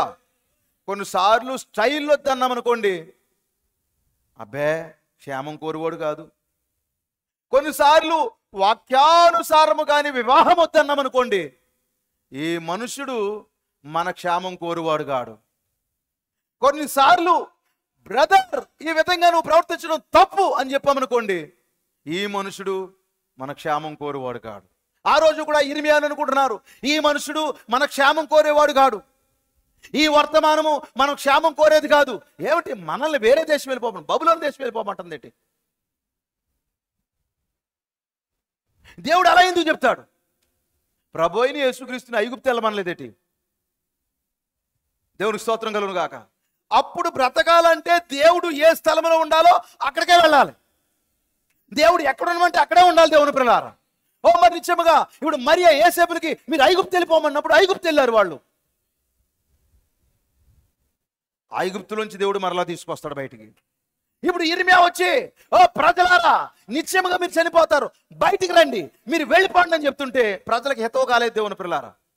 కనుక దేవుని సేవకుడు, దేవుని వర్తమానము నిన్ను కూడా ఏ స్థలంలోంచైనా, ఏ స్థితిలోంచైనా, ఏ పరిస్థితిలో అయినా విడిపించబడు అని నీకు చెబుతున్నప్పుడు ఖచ్చితంగా నువ్వు సరి చేసుకోవాల్సిందే. కొన్నిసార్లు వ్యక్తిగతంగా దేవుడు మాట్లాడతాడు, కొన్నిసార్లు నీ కుటుంబం దగ్గరకు వచ్చి, నీ ఇంటి దగ్గరకు వచ్చే దేవుడు మాట్లాడతాడు, కొన్నిసార్లు వర్తమానం చదువుతున్నప్పుడు దేవుడు మాట్లాడతాడు, బైబిల్ చదువుతున్నప్పుడు దేవుడు మాట్లాడతాడు. మాట్లాడుతున్నప్పుడు ఆ యొక్క ముసురులు, దేవుని స్తోత్రము, ఆ యొక్క వ్యతిరేక విధానాలన్నీ విడిచిపెట్టుకోవాల్సిందే, మరలా ముందుకి కొనసాగవలసిందే. దేవుడు ఏ స్థితిలో ఉండమంటే ఆ స్థితిలో ఉండవలసిందే. సంఘము ఎంత మాత్రం వ్యతిరేకించడానికి లేదు. వీళ్ళు వెళ్ళి ఏం చేస్తున్నారు? రాజు దగ్గర ఫిర్యాదు చేస్తున్నారు. ఈ 4 వ్యక్తులు వెళ్ళి ఇర్మియా అనేవాడు సరైనడు కాదు అంటే దేవుడు పంపించిన వర్తమానమే కరెక్ట్ కాదన్నట్టు ఉంది వీళ్ళ పరిస్థితి. ఇప్పుడు ఇర్మియా నోట దేవుడు పంపించిన మాట నిజమేనా? కనుక ఇర్మియా సొంత మాటలు పలకట్లేదు. ఇప్పుడు ప్రజలకి ఇబ్బంది కలిగిపోతా ఉంది. ఈరోజు కూడా ఈ వర్తమానానికి లోకం అంతా కూడా వ్యతిరేకంగా తయారైపోయిందండి. ఈ వర్తమానం చెప్తుంటే ఎవరు వినట్లేదు దేవుని పిల్లారా. వారికి ఎంతలా ఉందంటే అంత ఆలోచన కలిగి ఉన్నారండి.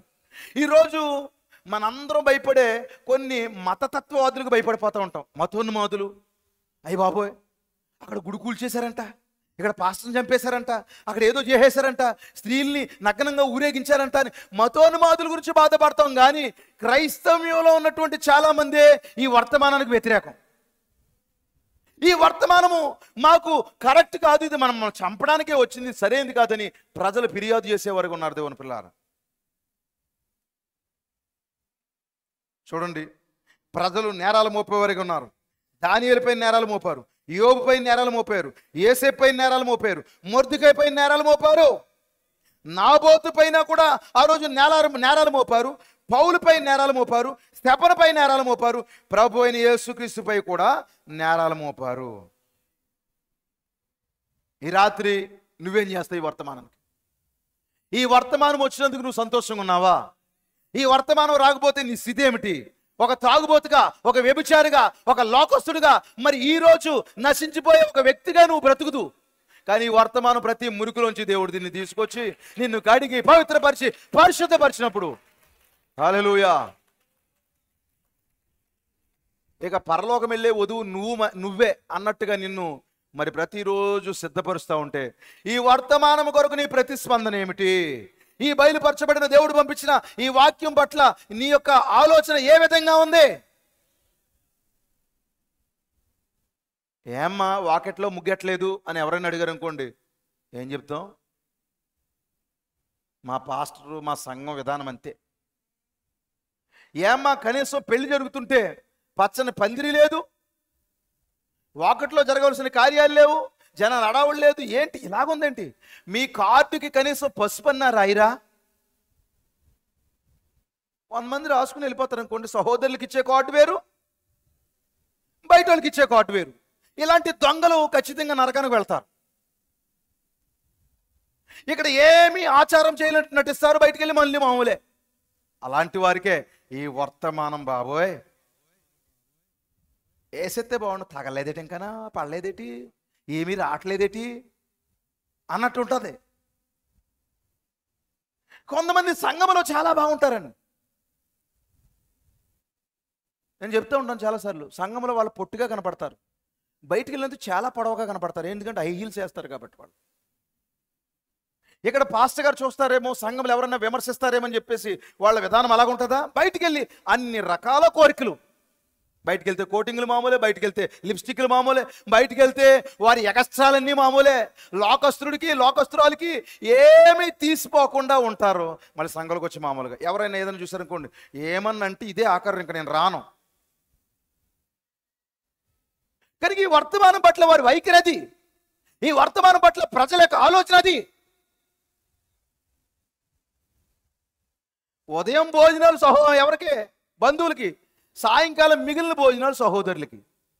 కొన్ని చోట్ల ఉంటాయి, ఒకవేళ ఎక్కడైనా జరిగితే నాకు ఎవరు ఏమి చెప్పలేదు, దయచేసి క్షమించండి. ఎందుకంటే పొద్దున్న మా వాళ్ళు వస్తారండి, సాయంకాలం వచ్చేవాళ్ళు మీ వాళ్ళు కాదు. పొద్దున్న అందరూ మా వాళ్ళు వస్తారండి, మా వాళ్ళకి వేడి వేడి భోజనాలండి. సాయంకాలం మొక్కుబడిగా కంటి తుడుపు చర్య కోటాలు ఉంటాయి కొన్ని. అప్పుడు ఏమెరగనట్టు పొద్దున్నన్ని ఆచారాలన్నీ చేసేసుకుని, పద్ధతులన్నీ చేసేసుకుని, ఏమైతే వారి యొక్క కులము మరి వారికి ఉన్న బంధువుల ఆచార ప్రకారం అన్నీ జరిగించిన తర్వాత ఆఖరిలో వచ్చి కోటం. ఇలాంటి వారికి కోటం, భోజనాలు, డబ్బులు, కానుకలు మరి ఎదరకుండా కనపడ్డ ఏమీ ఉపయోగం ఉండవు. దయచేసి మరి నన్ను క్షమించాలని ప్రేమతో మనవి చేస్తున్నాను. ఎందుకంటే ఇలాంటి వారికి వర్తమానం కొంచెం కఠినంగానే ఉంటుంది. ఇలాంటి వారికి అమ్మో మేము తట్టుకోలేము ఎలాగైతే అన్నట్టు ఉంటుంది. ఒకసారి ఒక సహోదరుడు పెళ్లి చేసుకున్నాడు. ఉదయం గుళ్ళోకి వెళ్ళి పెళ్లి చేసుకుని వచ్చేసి తెల్లవారుజామున అక్కడే తాళి కట్టేసి 9 గంటలకి ఆవిడ మెడలో తాళి లేదు. ఈలోగా ఒక సహోదరుడు పాట పాడేస్తున్నాడు, స్వాగతం ఓ వధువా అనేటప్పటికి ఏం ఎరగనట్టు వచ్చేస్తుంది. పెళ్లి కొడుకు అక్కడే ఉన్నాడు. ఏంటి ఇలాంటి పెళ్లిల్లో కూడా దేవుడు ఉంటాడా?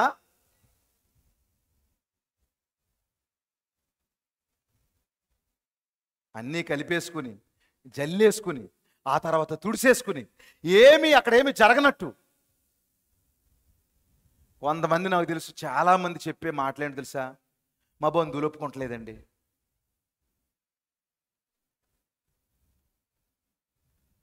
అన్నీ ఒప్పుకుంటారు పాపం, వర్తమానానికి సంబంధించిన ఏమీ ఒప్పుకోరు బంధువులు. అదేంటో తెలియదు. అసలు మా ఆయన ఒప్పుకోవట్లేదండి. వాళ్ళ ఇంటికాంచి మీ అమ్మగారింటికి తీసుకొచ్చేసినప్పుడు మాత్రం ఒప్పుకుంటారు, కానీ చర్చిలో ఏ కార్యక్రమాన్ని ఒప్పుకోడు భర్త. మా భార్య ఒప్పుకోవట్లేదండి, మా పిల్లలు ఒప్పుకోవట్లేదండి టీవీ లేకపోతుంటేనే. ఎందుకు కొనుక్కున్నామో తెలుసా? వాళ్ళింటికి వీళ్ళింటికి వెళ్ళిపోతున్నారని కొనుక్కున్నాం. ఇప్పుడు ఎవరో టీవీలు కొనుక్కోవట్లేదు. మీకు తెలుసండి, పెద్ద స్క్రీన్ ఉంటుంది కదా, ఆ పెద్ద స్క్రీన్ని ఏం చేశాడంటే పుట్టినరోజులాగా జరుపుతున్నాడు ఎవడో సాతాను. అప్పుడు ఆ పెద్ద స్క్రీన్ని మరి ఒక చాకుతో కట్ చేసి, వింటున్నారా, ఒక మొక్కాడికి ఒక మొక్కీడికి ఒక మొక్కాడికి మొత్తం పెద్ద స్క్రీన్ ఏం చేయడు, కేక్ ముక్కల్లా కట్ చేసి ఎవరి టీవీ వాడికి ఇచ్చేసాడు అంతే. ఈరోజు ఎవడేడు పాడేడుతున్నాడు ఇంట్లో. నువ్వెన్ని బోధించు, నువ్వెన్ని చెప్పు, షార్ట్లు చూడకుండా ఉండరు. షార్ట్లు చూడడమే తెల్లవారిపోతుంది పాపం వాళ్ళకి.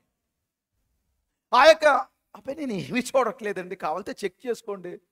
దొంగోడా, నువ్వేమీ చూడకుండా మరి 1 గంట ఎందుకు అవుతుందిరా పడుకునేటప్పటికి? నువ్వు 1 గంట దాకా నిద్రపోకుండా ప్రార్థన చేస్తావు నువ్వు.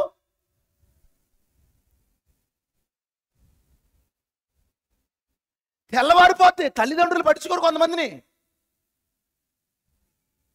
వారు పెట్లు ఎక్కడో ఉంటారు. మమ్మీ నిద్రపోతున్నాను. పాపం అలసిపోతాడు భర్త, భార్య అలసిపోతే వాళ్ళు త్వరగా నిద్రపోతారు. వీళ్ళు నిద్రపోయినట్టు నటించి తెల్లవారులు మొబైల్ చూసి 2 గంటలకు. కొంతమంది పురుషులు అంతే, పని నుంచి రాగానే బైబిల్ ఎక్కడుందో వెతుకునేవాడు ఎక్కడున్నాడు ఈరోజు. బైబిల్ కూడా పట్టుకెళ్ళకపోయినా సెల్ ఫోన్ పట్టుకెళ్తామనుకోండి, ఒక దేవుని పాట, ఒక వర్తమానం విన్నట్టుగా నటించి, ఒకవేళ పాస్టర్ గారు లైవ్ వస్తుందనుకోండి, ఒక ఆమెను పాడేస్తే ఉన్నాడో వింటున్నాడు అనుకుంటారని చెప్పేసి ఒక ఆమెను పాడేసి మొబైల్తో కాలయాపన చేస్తూ ఉన్నారు. నేను ఈ మాట అన్నాను, తప్పేమో నాకు తెలియదు, కానీ మొబైల్తోనే కాపరాలు చేస్తున్నారు. ఒకవేళ తప్పుగా మాట్లాడినా క్షమించండి. ఈరోజు మరీ టూ మచ్ అయిపోయారు, ఎక్కువైపోయారండి. వారి సమయం అంతా కిల్ అయిపోతుంది. ఇటు వారికి మెసేజ్ అవసరం లే. ఇలాంటి వారికి మెసేజ్లు, ఈ మాటలు కొంచెం కష్టంగానే ఉంటాయి. ఆ చిన్నపిల్లోడికి కూడా, ఆడు చంటోడు, ఆడికి కూడా అర్థమైపోతాయి. ఆడు ఎదరకుండా పెడితే వాడికి కావాల్సిన కథలు వాడుకుంటాయి. అవన్నీ పెట్టుకుని పెద్దలు పిల్లలు ఈరోజు పాడైపోయారు దేవుని పిల్లలు. ఇలాంటి పరిస్థితులు బాగోవాలి ఖచ్చితంగా. మరి ఇలాంటి వారు ఫిర్యాదులు చేస్తూ ఉంటారు.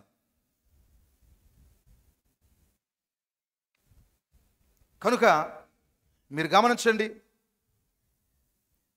వీ నలుగురు ఏకమయ్యి, ఈ 4 గుర్రాలు 4 శక్తులు ఏకమయ్యి ఆ గడియ వర్తమానం పైన ఫిర్యాదులు మొదలుపెట్టినాయి.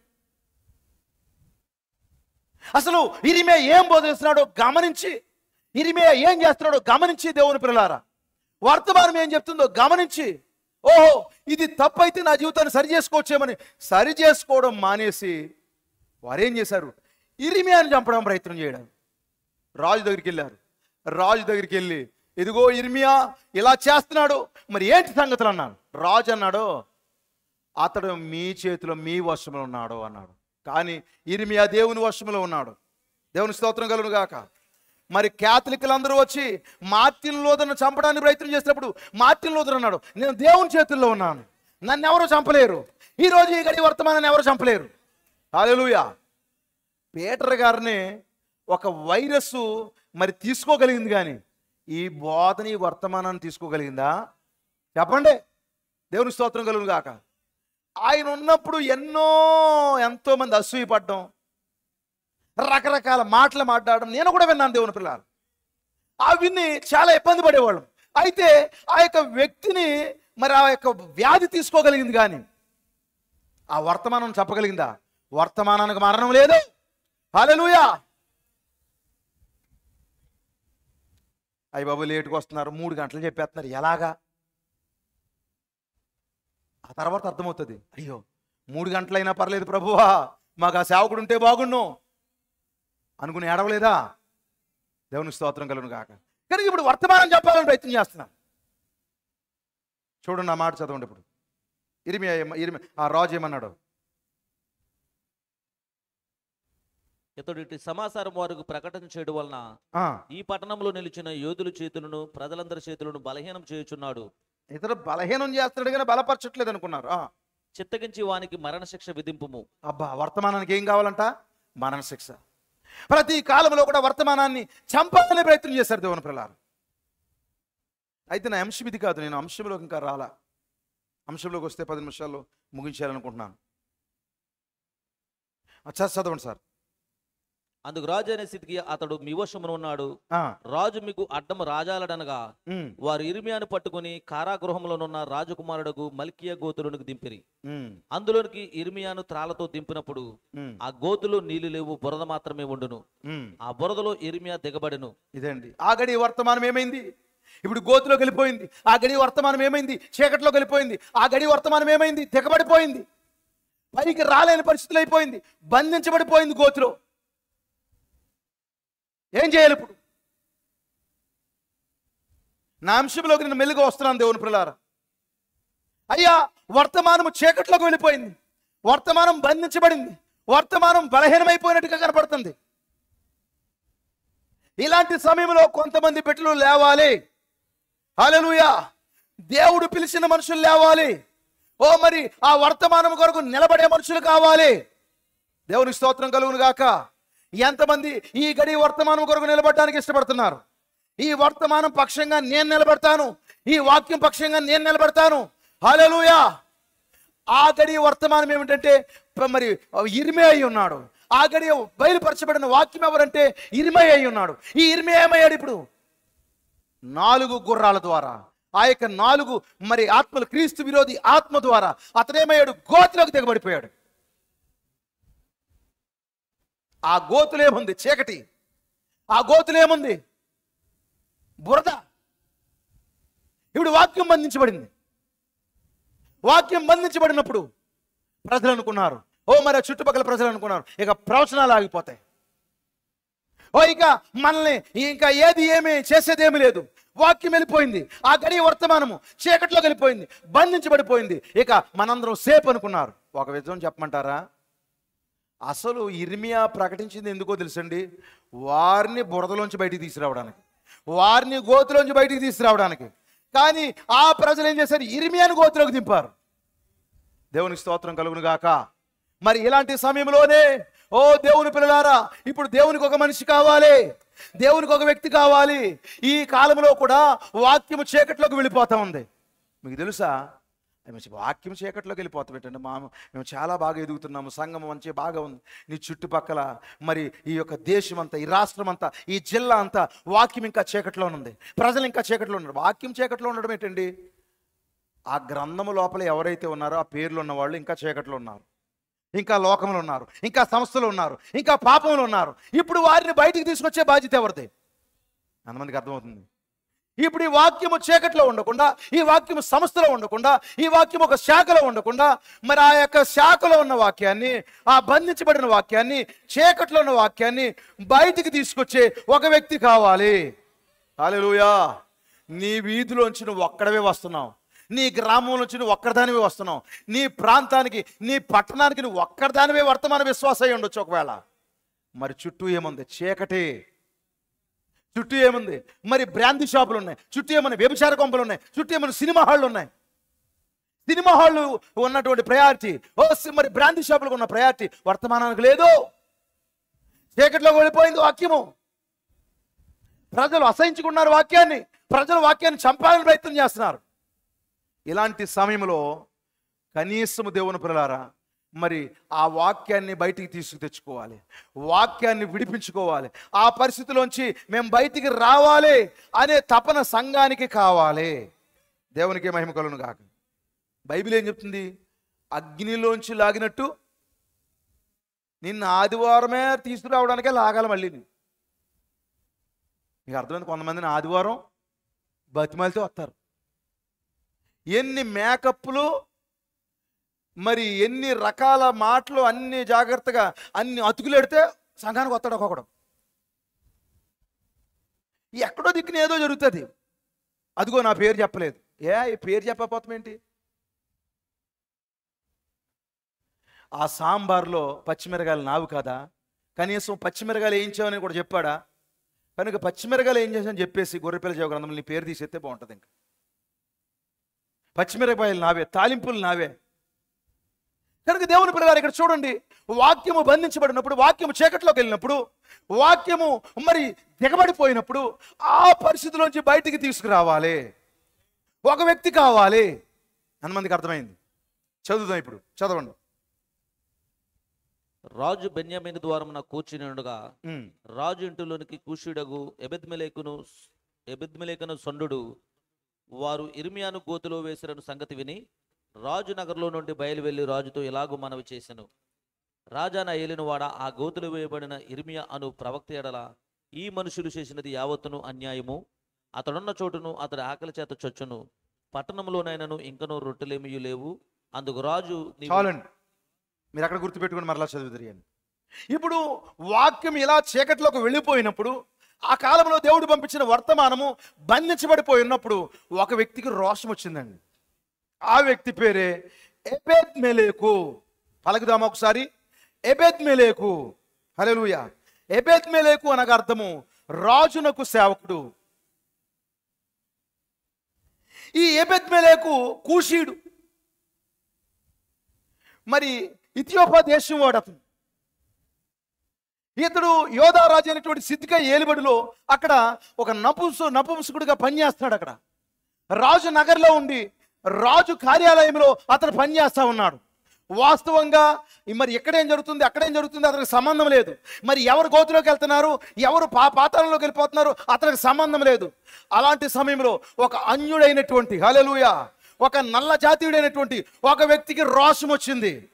ఈ విషయాన్ని గమనించాడు. ఎవరు? ఇర్మియాను అన్యాయముగా గోతులో పడేయడం ఈ వ్యక్తికి నచ్చలేదు అంటున్నారా? కనుక వాక్యానికి ఎప్పుడైనా అపకీర్తి వచ్చినప్పుడు దేవుని పిల్లలకు నచ్చదండి. నిజమేనా? ఈ సున్నతి లేని ఫిలిష్తీయుడు ఎవడో అన్నాడు దావీదు వచ్చి. ఏంటి దేవుని ప్రజల్ని ఇలా తిడటానికి ఈ సున్నతి లేని ఫిలిష్తీయుడు ఎవడో? నేను చిన్నోడు కదా, వాడు ఆజానుభావుడు కదా, నేను ఎలా నెగ్గుతాను అనుకోలేదు.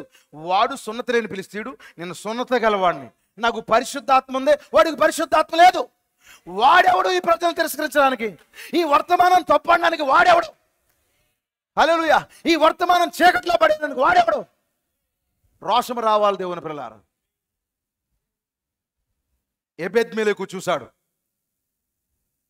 ఎబెద్మెలెకు చూసి ఎలాగైనా సరే ఈ యొక్క వర్తమానాన్ని, ఎవరిని? వర్తమానం అంటే ఇర్మియాని బయటికి తీయాలి.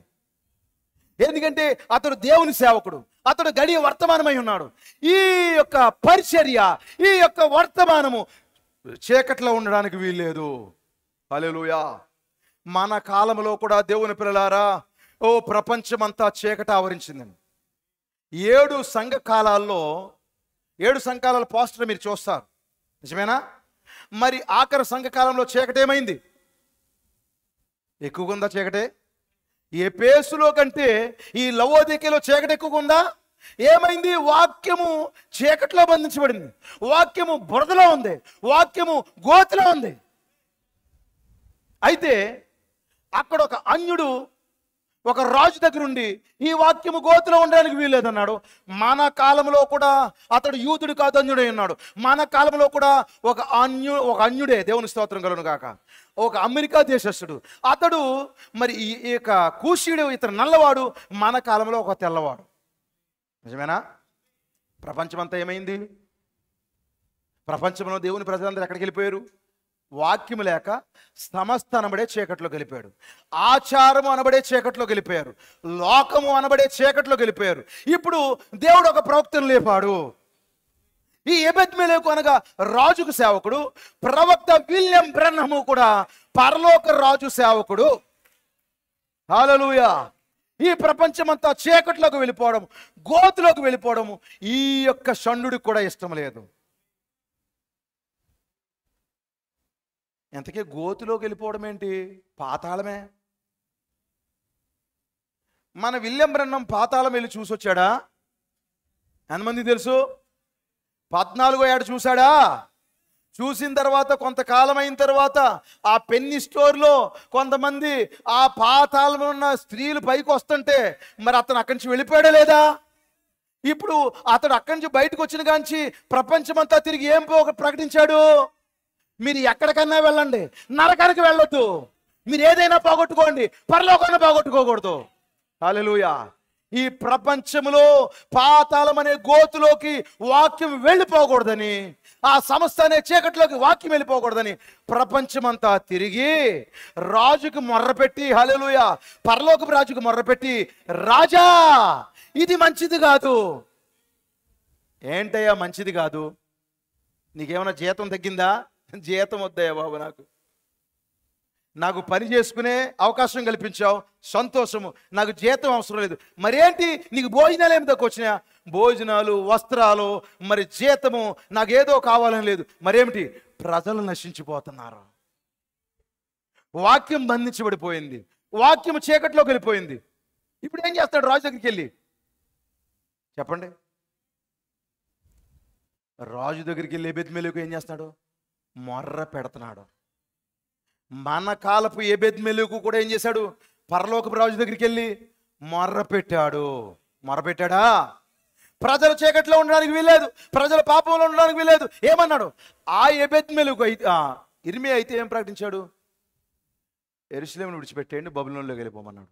మన గడి ప్రవక్త అయితే, నా ప్రజలారా బబులోను విడిచి బయటకు రండి, ఆ చీకట్లోంచి బయటికి రండి, దాని పాపంలోంచి ఏది మీకు అంటకున్నట్లు, దాని పాపంలో మీకు ఏది తెగుళ్ళు ఏది మీకు ప్రాప్తించుకున్నట్లు దాన్ని విడిచి బయటకు రండి. మన కాలంలో ఒక ఎబెద్మెలెకు ఉన్నాడండి. మన కాలపు ఎబెద్మెలెకు కూడా లోకాన్ని చీకట్లో ఉంచకుండా, మరి వాక్యాన్ని చీకట్లో ఉంచకుండా, ఆ చీకట్లోంచి ఆశ్చర్యకరమైనటువంటి ఆయన వెలుగులోనికి బయటికి తీసుకొచ్చాడు. దేవునికి మహిమ కలుగును గాక. ఇప్పుడు అదేమిటి? రాజు దగ్గరికి వెళ్ళి మొర్ర పెడుతున్నాడండి.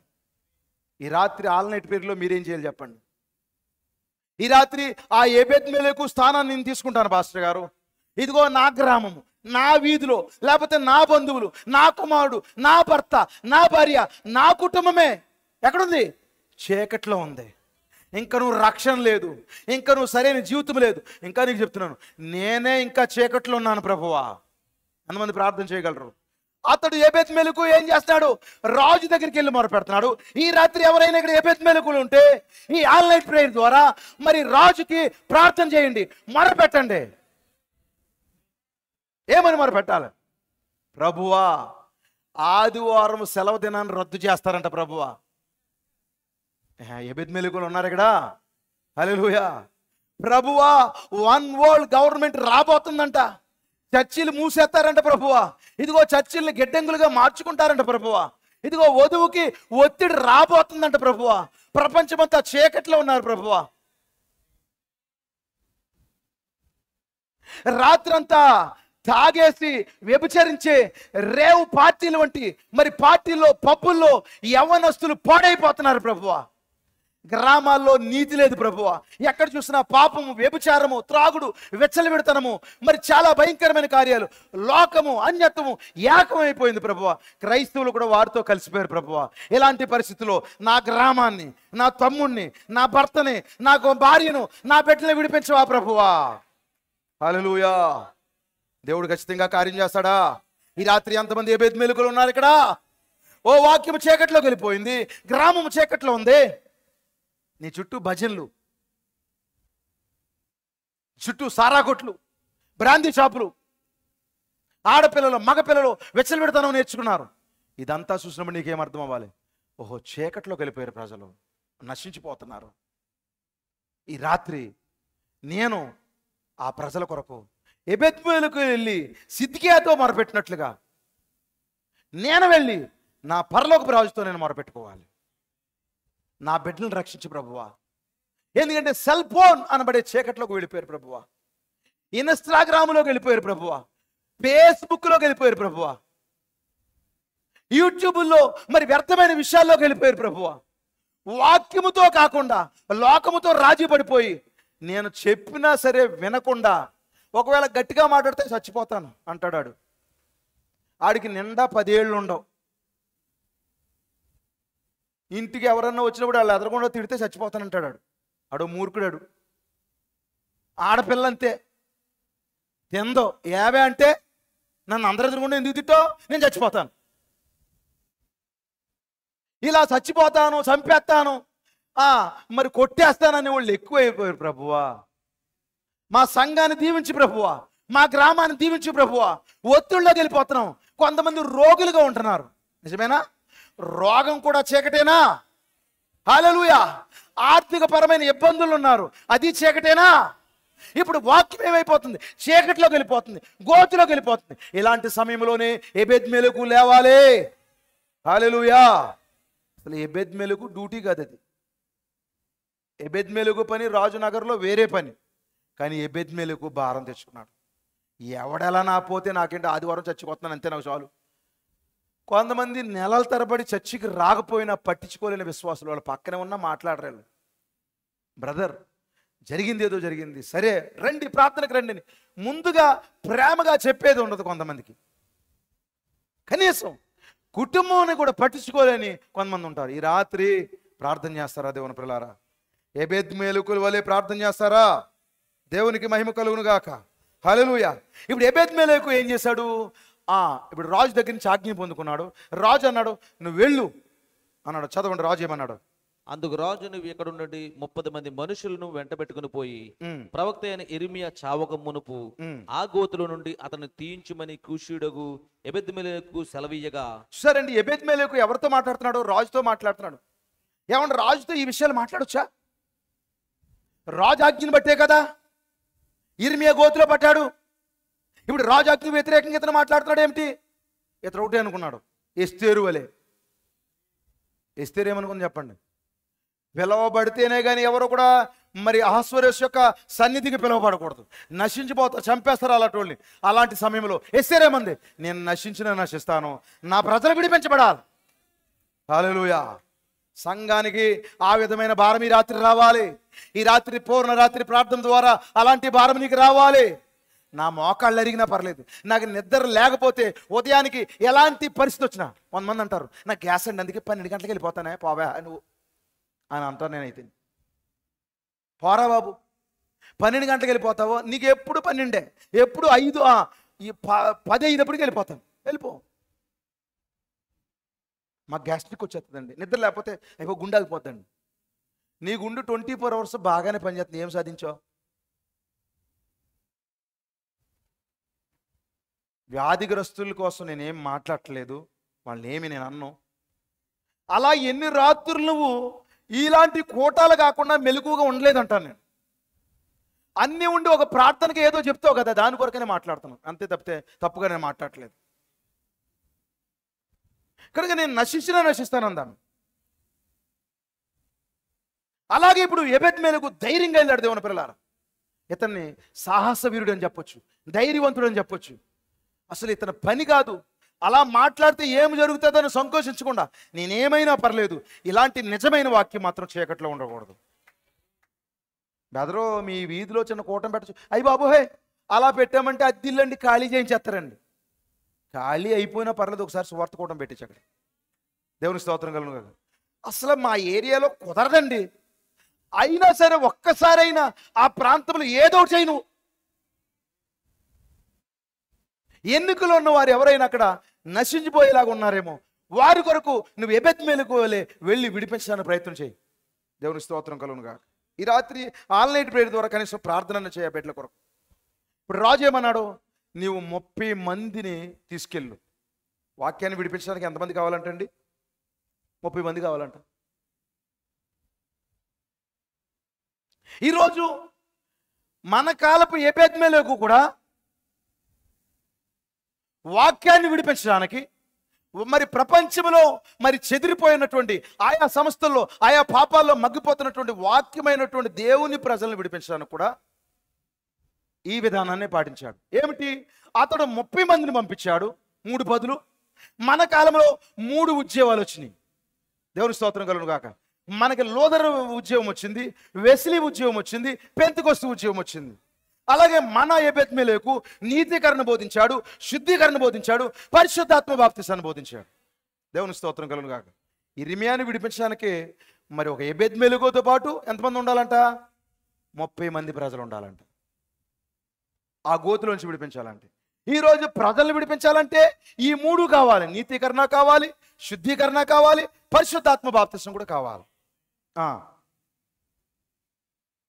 చదవండి. ఎబెద్మెలెకు ఆ మనుషులను వెంట పెట్టుకుని రాజనగరంలో ఖజానా క్రింది గదిలోనికి వచ్చి ఉమ్. అచ్చట నుండి పాతమైన చింకి బట్టలను చిరిగి చిరాకులైన గుడ్డపాతలను తీసుకుని పోయి ఆ, ఆ గోతులోనున్న ఇర్మియా పట్టుకొనున్నట్లుగా త్రాళ్ళ చేత వాటిని దింపి ఉమ్. పాతవై చిరిగి చిరాకులైన ఆ బట్టలను త్రాళ్ళ మీద నీ చంకల కింద పెట్టుకొనమని అతనితో చెప్పెను. దేవుని స్తోత్రం కలుగును గాక. ఇప్పుడు ఇర్మియాను అంటే ఆ కాలపు వాక్యాన్ని తీసుకురావడానికి భలే విధానాన్ని చేశాడండి. రాజుగారి ఖజానాలోకి వెళ్ళాడంట. అర్థం ఉందా? రాజుగారి ఖజానాలోకి వెళ్ళి అక్కడ తాళ్ళు ఏమి తీసుకోలేదండి, పెద్ద పెద్ద నిచ్చెలు తీసుకోలేదండి, పొడవాటి చెట్లు కొట్టేసి మెట్ల కింద చేసి మరి అక్కడ దింపలేదండి. మరి చిరిగిపోయి చిరాకులైనటువంటి పాత వస్త్రాలను తీసుకున్నాడంట. ఎంతమందికి అర్థమైంది? దేవునికి స్తోత్రం కలుగును గాక. ఈ రాత్రి మీరు గమనిస్తున్నారని నేను నమ్ముతున్నాను దేవుని ప్రియులారా. ఇప్పుడు ఆ బయలుపరచబడిన ప్రత్యక్షపరచబడిన ఆ వాక్యాన్ని బయటికి తీసుకురావడానికి పాత వస్త్రాలు కావాలంట. అవేమైనాయంట? చిరిగిపోయి మొక్కలైపోయినాయి అంట. ఎంతమందికి అర్థమైంది? ఇప్పుడు ఈ యొక్క ఎబెద్మెలెకు యొక్క పని ఏమిటంటే ఈ మొక్కలన్నీ ఐక్యపరచాలి. దేవుని స్తోత్రం కలుగును గాక. ఇప్పుడు మరి లూథరన్స్ నీతీకరణ మొక్కను చింపేశారండి, నిజమేనా? బాప్టిస్టులు శుద్ధీకరణ మొక్కను చింపేసుకున్నారు. పెంతెకొస్తు వారు వరముల పునరుద్ధరణ మొక్కను చింపేశారు. ఒకరు బాప్తిసం మొక్కను చింపేశారు. మీకు అర్థమైందా? ఒకరు ఏం చేశారు? ప్రభురాత్రి భోజనం రాత్రి అనే మొక్కను చింపి పాడేశారు. దేవునికి స్తోత్రం కలుగును గాక. ఇదంతా ఏమిటంటే వస్త్రము. హల్లెలూయా. తిరిగిపోయి చిరాకులైనటువంటి పాత చింపిరి వస్త్రాలు. దేవుని స్తోత్రం కలుగును గాక. ఇప్పుడు మన గడియ వర్తమానికుడు ఎబెద్మెలెకు వచ్చి ఆ పాత పురాతన బోధ ఎక్కడుందో బయటికి తీస్తున్నాడు. ఎక్కడికి వెళ్ళాడు? రాజు ఖజానాలోనికి. రాజు ఖజానాలో ఏమి దొరికింది? ఒక పాత వస్త్రం దొరికింది. దేవునికి మహిమ కలుగును గాక. అపోస్తుల బోధయే ఆ పాత వస్త్రమై ఉన్నదే. ఈ అపోస్తుల బోధనే ప్రజలందరూ చింపేశారు. వాక్యం ఏమైంది? మొక్కలు ఈడో మొక్క, ఆడో మొక్క, అవాడో మొక్క, ఈడో మొక్క తీసేసుకుని ప్రపంచమంతా శాఖోపశాఖలుగా మారిపోయి ఈ వర్తమానాన్ని చింపేసి చింపిరి వస్త్రాల వలె ఆ మూల ఈ మూల పడేశారంటండి. అయితే ఒక ఆలోచన వచ్చింది ఎబెద్మెలెకు. ఏమిటి ఆలోచన? ఈ వస్త్రాలను ఐక్యపరచాలి, ఈ వాక్యం అంతా ఐక్యపరచాలి. ఆది కాండము నుండి మలాకి గ్రంథం వరకు, ఆది కాండము నుండి ప్రకటన గ్రంథం వరకు కూడా ప్రతి వర్తమానాన్ని, హల్లెలూయా, మరి ఏం చేయాలి? నేను కట్టాలి. ప్రతి వర్తమానంలో కూడా ఒక విషయాన్ని పెట్టాలి. 1200 వర్తమానాలు పెట్టాడు దేవుని పిల్లలారా. 66 పుస్తకాలని కలిపేశాడు. మీకు తెలుసా? వీళ్ళందరూ కలిసి ఈ వస్త్రాన్ని, ఈ వాక్యమే వస్త్రం, ఆ వస్త్రాన్ని ఏం చేసేశారు? చింపేశారు, మొక్కలు చేశారు. మొక్కలు చేయడం అంటే ఇంచుమించుగా 30,000 సంఘ శాఖలుగా మారిపోయినాయి. అన్నీ కూడా ప్రతి సంఘం ఎలాగ ఉంది? బైబిల్ ఉన్న ఒక మాటను తీసుకునే సంఘాన్ని పెట్టేశారు. ఒకడు డ్రమ్ములు కొట్టడు, ఒకడు కొడితే ఊగిపోతాడు. ఒకడు ప్రభురాత్రి భోజనం రాత్రి అంటాడు, ఒకడు పగలంటాడు. ఒకడు తండ్రి కుమార పరిశుద్ధాత్మతో, ఒకడేమో మరి యేసుక్రీస్తునామ బాప్తిస్మం అంటాడు, ఒకడేమో ముంచుతాడు, ఒకడేమో చిలకరెత్తాడు. కనుక ఇవన్నీ చింపేసి మొక్కలైపోయినాయి బోధ. అప్పుడు ఎబెద్మెలెకు ఏం చేశాడు చెప్పండి? ఈ చిరిగిపోయినటువంటి ఈ మొక్కలన్నిటిని ఏకపరిచాడు, తాడు వలె పేనాడు. దేవునికి మహిమ కలుగును గాక. ఇప్పుడు ఇర్మియా రావాలంటే ఎంతమందికి అర్థమైంది? ఇర్మియా రావాలంటే ఎబెద్మెలెకు రాజుగారి ఖజానాలోకి వెళ్ళి మరి చెదిరిపోయిన మొక్కలన్నీ తీసి, మీకు తెలుసా మన ప్రవక్త విలియం బ్రన్నమ్ కాలం అనే తర్వాతలకు వెళ్ళాడా? వెళ్ళిన తర్వాత ఏమన్నాడు? అక్కడ పౌలు గారు ఎక్కడ ఉన్నాడని అడిగాడా? పౌలు గారు తన యొక్క మరి కాలం యొక్క ప్రజలతో తన యొక్క ఛాంబర్లో ఉన్నాడని చెప్పాడు. పౌలు గారు ఇక్కడే ఉన్నాడా? ఎస్. పౌలు పరలోకం వస్తాడు. అయితే పౌలు వస్తే నేను వస్తాను. అంటే ఆ వస్త్రాన్నే నేను వాడింది. పౌలు ఏం బోధించాడో నేను అదే బోధించాను. ఇవన్నీ ఏకపరిచాను నేను. ఇవన్నీ మొక్కలుగా ఉన్నాయి. సంఘాలన్నీ విడగొట్టేసుకున్నారు. ఇప్పుడు వీటిని నేను ఐక్యపరిచాను. ఒకే బాప్తిసం, ఒకే దేవుడు. వాళ్ళందరూ ఏం చేశారు? దేవుణ్ణి చింపి మొక్కలు చేసి దేవుణ్ణి ఏం చేశారు? 3 మొక్కలు చేశారు దేవుణ్ణి. చేశారా? ప్రవక్త వచ్చి ఏం చేశాడు? ఆ చిరిగిపోయిన మొక్కల్నే ఒకే దేవుడు అన్నాడు. దేవునికి మహిమ కలుగును గాక. ఇప్పుడు ఆ పాత నిబంధనలు యెహోవాయే, కొత్త నిబంధనలు యేసుక్రీస్తు అని వీళ్ళని ఎడగొట్టేస్తే మొక్కలు చేస్తే ఈయన ఐక్యపరిచాడు. పాత నిబంధనలు యెహోవాయే, కొత్త నిబంధనలు యేసుక్రీస్తు. దేవునికి మహిమ కలుగును గాక. ప్రజలందరూ ఏదైతే మరి చింపేసి చిరాగ్గా ఆ మూలన ఈ మూలన పడేశాడో, ప్రపంచమంతా వెళ్ళి ప్రతి శాఖలోకి వెళ్ళి ఆయన ప్రతి వ్యక్తి దగ్గరికి వెళ్ళి ఆ మొక్కలన్నీ ఏకం చేసి, హల్లెలూయా, ఈరోజు ఆ మొక్కల యొక్క తాడు ద్వారానే, వింటున్నారా, ఇప్పుడు ఏం చేయాలి? ఇర్మియాను పైకి తీసుకురావాలి. దేవునికి మహిమ కలుగును గాక. అవన్నీ తాడు వలేపోయినాడంటండి. చిరిగిపోయిన మొక్కలన్నీ ఏమైనా చెప్పండి? మొక్కలు కనపడతలేదు. ఇప్పుడు ఒకే తాడు కనపడుతుంది, ఒకే వస్త్రము, ఇప్పుడు ఒకే బోధ, ఒకే దేవుడు, ఒకటే బాప్తిసం. 3 సార్లు తండ్రి యొక్కయు, కుమారుని యొక్కయు, పరిశుద్ధాత్మ యొక్క 3 సార్లు లేదు, ఒకే బాప్తిసం. ఒకేసారి నీటిలో ముంచడం, అంతే, ఏకం చేసేసాడండి.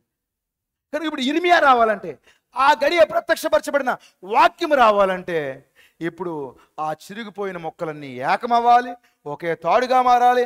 ఆ తాడులోంచే పైకి రావాలి వాక్యం. ఎవరొచ్చినా ఈ బోధ ద్వారానే రావాలి. ఎవరు మరి పరలోకము రావాలన్నా ఈ వర్తమానం ద్వారానే రావాలి.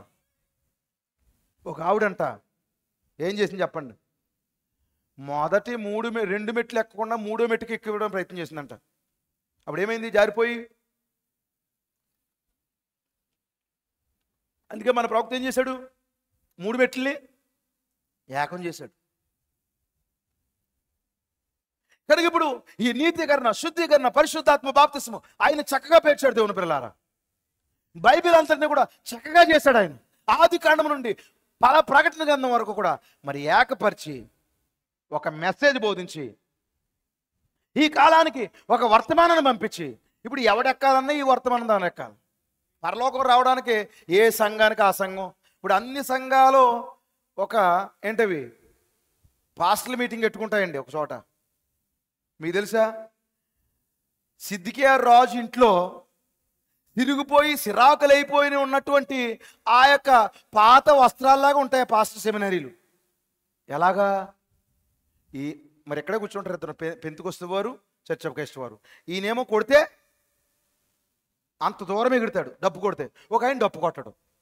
ఈ మొక్క చిరిగిపోయిందా లేదా? ఈ పక్కనే బైబిల్ మిషన్ ఆయన కూర్చుంటాడు. ఆయన ఏమంటాడు? దగ్గుతాడు ఆయన. సమయం వస్తే అక్కడ 4 కుర్చీలు వేస్తారు. తండ్రికి ఒకటి, కుమారుడు ఒకటి, పరిశుద్ధాత్మకు ఒకటి, అయ్యగారికి ఒకటి. కనుక ఈ రకాలన్నీ కూడా ఏమవుతాయి? శాఖలన్నీ ఒక చోటకు వస్తాయి. కానీ ప్రవక్త ఏం చేశాడు? ఏకం చేశాడు. ఈ చిరిగిపోయిన మొక్కలన్నింటినీ కూడా మరి ప్రజలు, ప్రపంచంలో దేవుని పిల్లారా, ఆ యొక్క కాన్స్టంటైన్ రాజు, కాన్స్టంటైన్ చక్రవర్తి దాన్ని చింపేశాడు. ఆ క్రీస్తు విరోధ ఆత్మ చింపేశాడు, చిరిగిపోయి ఉన్నాయి. ప్రవక్త వచ్చి ఎబెద్మెలకు వచ్చి వాటన్నిటిని ఐక్యపరిచి తాడు చేశాడు. ఇప్పుడు తాడు చేసి లోకమనే, ఆ ప్రపంచమనే, మరి పాతాళానికి దిగిపోతున్నటువంటి, ఇక చనిపోవడానికి సిద్ధంగా ఉన్నటువంటి ఆ యొక్క మరి చనిపోవడానికి చీకట్లో ఉన్నటువంటి, చనిపోవడానికి సిద్ధంగా ఉన్నటువంటి ఆ వాక్యానికి తాడు వలె వేసి, వింటున్నారా? ఆ తాడేంటి? అనేక మొక్కల సముదాయము. బైబిల్లో ఉన్న ప్రతి ప్రవచనం యొక్క సారాంశము. దేవుని స్తోత్రం కలుగును గాక. 1200 వర్తమానముల యొక్క సారాంశం అది ఆ తాడు. ఈరోజు ఆ వర్తమానం ద్వారానే ఇర్మియా పైకి రావాలి. దేవునికి స్తోత్రం కలుగును గాక. ఇంకో ఏంటో తెలుసండి? ఆ వస్త్రాలు ఎలా ఉండాలంట? చంకలో పెట్టుకుని ఉండాలంటండి. తాడు వలె వేస్తారు, చంకలో పెట్టుకోవాలి. ఎందుకు? ఈ చంకలకే నొప్పి పుట్టకుండా. దేవుని స్తోత్రం కలుగును గాక. కనుక ఎటువంటి నొప్పి లేకుండా, ఏ స్థితిలోనూ నశించిపోకుండా ఉండడానికే ఎబెద్మెలెకు ఒక తాడు చేశాడు. నిజమేనా? 1200 వర్తమానముల యొక్క సారాంశం ఒకటే, వధువు ఎత్తబడాలి. అంతేనా? వధువు ఎత్తబోటే 1200 వర్తమానముల యొక్క సారాంశం అది. కనుక ఈ 1200 వర్తమానాల యొక్క సారాంశం ఏంటి? ఇర్మియాను పైకి తీసుకురావడం. ఆ తాడు యొక్క వర్తమానం యొక్క సారాంశం ఏంటి? ఇర్మియాని పైకి తీసుకురావడం. మన కాలంలో పంపించబడిన వర్తమానం యొక్క సారాంశం ఏంటి? వదిలివేత్తబడ్డం. దేవుని స్తోత్రం కలుగును గాక. చివరిగా చదవండి ఇప్పుడు. ఇర్మియా అలాగు చేయగా వారు ఇర్మియాను త్రాళ్ళతో చేదుకొని ఆ గౌతులో నుండి వెలుపలికి తీసి అప్పుడు ఇర్మియా బందీ గృహంలో నివసించెను. తరువాత రాజైన సిద్కియా చూడండి, ఇప్పుడు ఈ ఎబెద్మెలెకు ఒక వర్తమానం తెలుసండి. ఏంటంటే వర్తమానం పేరు దేవుని పక్షిరాజులు అని వర్తమానం. దేవుని పక్షిరాజులా అంటే ఏంటి పాస్టర్ గారు?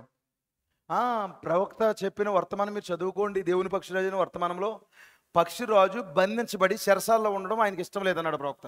ఇప్పుడు ఇర్మియా ఎవరై ఉన్నారు? పక్షిరాజు అయి ఉన్నాడు. ఎబెద్మెలెకుకి ఆ ఇష్టం లేదు, అందుకే దేవుని పక్షిరాజులు అని వర్తమానం బోధించాడు. కనుక మరి రాజు దగ్గరికి వెళ్ళి వర్తమానం ఏం బోధించాడు చెప్పండి? వర్తమానం యొక్క పేరేమిటి?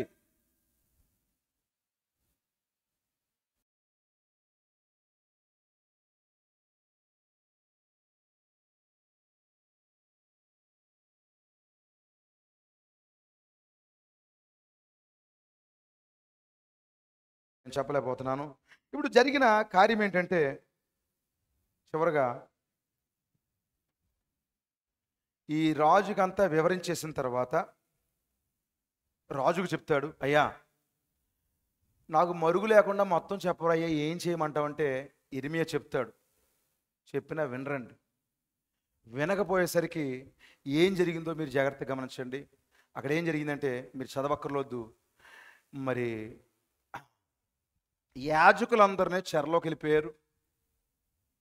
సిద్కియా రాజు యొక్క కుమారులు రాజు ఎదుటే గుర్తించబడ్డారు.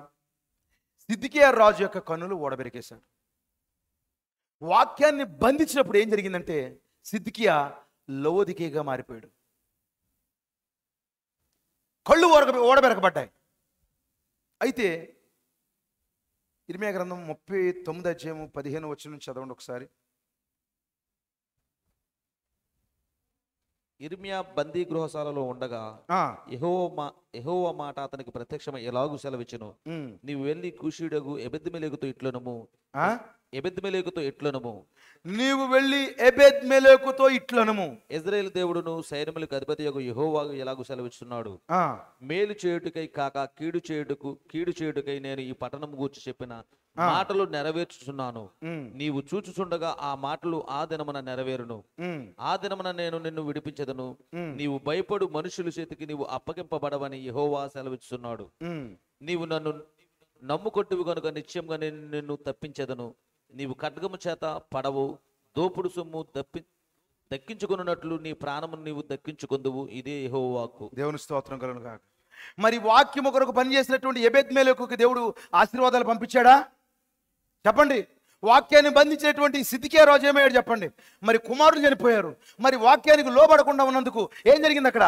మరి యాజకులు చనిపోయారు. ఇప్పుడు అలాగే ఇతడు కళ్ళు పెరికివేయబడ్డాయి. కానీ ఎబెద్మెలెకుతో చెప్తున్నాడు రాజు, నీవు నశించిపోవు. ఎబెద్మెలెకుతో ఇప్పుడు పరలోకపు రాజు చెప్తున్నాడు, దేవుడు చెప్తున్నాడు, మీరు ఇర్మియాను పంపించి ఏం చెప్తున్నాడంటే, నీ మీదకు ఖడ్గము రాదు, నీవు దోపుడు సొమ్ముగా అయిపోవో. దేవుని స్తోత్రం కలుగును గాక. ఆ 39:15 మీరు చదువుకోండి దేవుని పిల్లారా. ఏమిటంటే, ఇప్పుడు ఎబెద్మెలెకు దీవించబడతా ఉన్నాడు. సంతోషమేనా? ఈ రాత్రి నిత్యముగా దేవుని పిల్లారా, ఎబెద్మెలెకుకి ఖడ్గము ఏమీ చేయదంట. కానీ ఎబెద్మెలెకుకి ఏం చేస్తుంది? ఖడ్గము దిగి వస్తుంది. మీకు అర్థమైందా? ఖడ్గము అతము చేయదు, కానీ ఖడ్గము అతని చేతికి వస్తుంది. ఈ రాత్రి నిత్యముగా దేవుని పిల్లారా, ఎబెద్మెలెకు వాక్యము కొరకు పోరాడి ప్రార్థించి తన రాజుతో మొర్రపెట్టినట్టుగా ఎవరైనా ఈ రాత్రి మొర్రపెడతారా? మరి అతనికి సంబంధం లేకపోయినా, అతడి పని కాకపోయినా, అతడు రంగం పైకి వచ్చి అనూహ్యంగా, హల్లెలూయా, అయ్యా ఈ పని మంచిది కాదు, ఆ వ్యక్తిని మరి అలాగ చీకట్లో బంధించడం, మురికిలోకి పంపించేయడము, బురదలోకి పంపించడం సరైంది కాదు, నాకు సరైందిగా తోచట్లేదు, దయచేసి ఈ వ్యక్తిని బయటికి తీసుకొస్తారా అని మొర్రపెట్టినట్లుగా ఈ వర్తమానం కొరకు ఎంతమంది మొరపెడతారు? వాక్యం కొరకు ఎంతమంది మొరపెడతారు? నీ ప్రజల కొరకు ఎంతమంది మొరపెడతారు?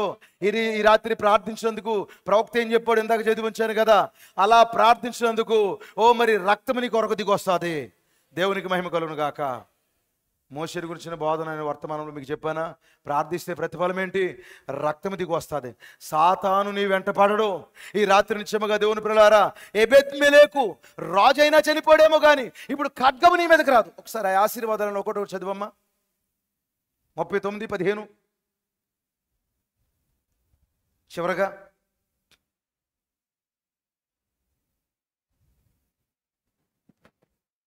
ఇర్మియా బందీ గృహశాలలో ఉండగా ఇర్మియా బందీ గుహశాలలో ఉండగా యెహోవా మాట అతనికి ప్రత్యక్షమై ఎలాగు సెలవిచ్చును. యెహోవా వాక్కు అతనికి ప్రత్యక్షం ఎలాగూ సెలవిచ్చింది. నీవు వెళ్ళి కూషీయుడగు ఎబెద్మెలెకుతో ఇట్లనుము, నీవు వెళ్ళి అన్యుడైనటువంటి ఆ కూషుడైనటువంటి ఎబెద్మెలెకుతో ఇట్లనుము, ఇజ్రాయేలు దేవుడును సైన్యములకు అధిపతియగు యెహోవా సెలవిచ్చుచున్నాడు. ఇశ్రాయేలు దేవుడును సైన్యములకు అధిపతి యెహోవా ఎలాగూ సెలవిచ్చున్నాడు. మేలు చేయుటకై కాక కీడు చేయుటకై నేను ఈ పట్టణమును గూర్చిన చెప్పిన మాటలు నెరవేర్చుచున్నాను. నీవు చూచుచుండగా ఆ మాటలు ఆ దినమున నెరవేరును. ఆ దినమున నేను నిన్ను విడిపించెదను. హల్లెలూయా. నిన్ను ఒక దినాన్న విడిపిస్తాను. ఈ రాత్రి మరి నిత్యముగా వాక్యము కొరకు ప్రయాసపడిన వారు, సంఘము కొరకు ప్రయాసపడిన వారు, దేవుని పిల్లల కొరకు ప్రయాసపడిన వారు, ఆత్మల కొరకు ప్రయాసపడిన వారు, అలాగే నీ జీవితము కొరకు కూడా ప్రయాసపడిన వారికి ఆ దినమున నిన్ను విడిపిస్తాడు. భారం లేని వారుగా, బాధ్యత లేని వారుగా. చూడండి, వర్తమానాలు వినేస్తున్నట్టు వచ్చేస్తున్నట్టు ఏదో, నేను కొంతమందిని నమ్మను. ఆమెన్లకి ఎగబడిపోతూ ఉంటారు, మరి తెగ చెప్పేస్తూ ఉంటారు, నమ్మించేస్తారు పాస్టర్ని కూడా. ఒక సమయం వచ్చేటప్పుడు వాళ్ళ జీవితం ఏంటో బయటపడిపోతుంది. సరిగా కట్టుకోండి. ఉద్రేకాలపైన ఆధారపడకండి. ఉద్రేకాలపైన కాదు కట్టుకోకూడదు. మీరు కట్టుకున్నారని నేను చెప్పట్లేదు, వర్తమానం చెప్పాలి కనుక నేను చెప్తున్నాను. ఒకవేళ ఎవరైనా అలా ఉంటే విడిపించబడను దేవుని పిల్లలారా. నువ్వు ఎగిరెగిరి ఆమె చెప్తావు కానీ ఇంటికి వెళ్ళి ప్రార్థన చేయవు, నాకు తెలుసు. ఎగిరెగిరి ఏదో చేస్తావు కానీ కనీసం బైబిల్ తీవు నువ్వు, నీకు భారం ఉండదు. కానీ ఇలాంటి పరిస్థితులు కాదు. నిజమైన భారము ఎబెద్మెలెకు ఉందండి. అలా చేస్తే నాకేం కలిసి వస్తుంది? అలా ఉండడం వల్ల రాజుకు కానీ ఈ మాట చెప్పానంటే నాకేదైనా నష్టం అవుతుందేమో అని కూడా ఆలోచించలేదండి. ఈరోజు ఈ కూటానికి కనుక నేను ఆటో తీసుకొచ్చాను అనుకో, నాకు ఆ రోజు కిరాయి అంతా పోతుంది. అలాగో ఆలోచిస్తాం. ఈరోజు కనుక నేను మరి కూటం కొరకు నేను ఏదైనా చేశాను అనుకో, నా వ్యాపారం పోతే, నా పని పోతుంది, నాకున్న సమస్తం పాడైపోతాయి అనే ఆలోచన చాలా మందికి ఉంటుంది. ఉద్రేకాల పైన కట్టుకోవద్దు. ఎత్తబడు ఆలస్యం అవుతుంది అనుకున్నారా? మన కాలంలో జరిగిపోవచ్చు దేవుని పిల్లలారా. దయచేసి రాత్రి మరి నిత్యముగా సరైన ప్రార్థనా పరులుగా ఉండండి. బహుమానాన్ని దేవుడిస్తాడు. ఆ దినమున నిన్ను నేను విడిపిస్తానని చెప్తున్నాడు ఎబెద్మెలెకుతో. ఈ రాత్రి వాక్యము కొరకు నమ్మకంగా నిలబడినందుకు ఖచ్చితంగా దేవుడు నీకు సహాయం చేయబోతున్నాడు. హల్లెలూయా. బైబిల్లో చాలా మందికి దేవుడు అలాగే చేశాడు. చదువమ్మా. నీవు భయపడు మనుషుల చేతికి నీవు అప్పగింపబడవని యెహోవా సెలవిస్తున్నాడు. ఏంటది? నీవు భయపడు మనుషుల చేతికి నీవు అప్పగింపబడవని, నీవు అప్పగింపబడవు యెహోవా సెలవిస్తున్నాడు. హల్లెలూయా. నీవు అప్పగించబడవు. వాగ్దానం ఇది. ఈరోజు మృగం యొక్క ముద్రకి నువ్వు అప్పగించబడవు. పాతాళానికి నువ్వు అప్పగించబడవు. వాక్యము కోసం, ఈ రాత్రి కుటుంబాల కోసం, నీ వ్యక్తిగత జీవితం కోసం నువ్వు గనక మరి పరలోకపు రాజుతో మొర్ర పెడితే, ఆ ఎబెద్మెలెకు వెళ్ళి మొర్ర పెట్టి వాక్యాన్ని బయటికి తీసుకొచ్చాడు. ఈ రాత్రి సెల్ ఫోను అనబడే ఒక వలయంలో చిక్కుపోయిన నీ కుమారుని బయటికి తీసుకురా. పాపము అనే ఊబిలో పడిపోయిన నీ భర్తను బయటికి తీసుకురా. లోకం అనే ఊబిలో పడిపోయిన నీ భార్యను బయటికి తీసుకురా.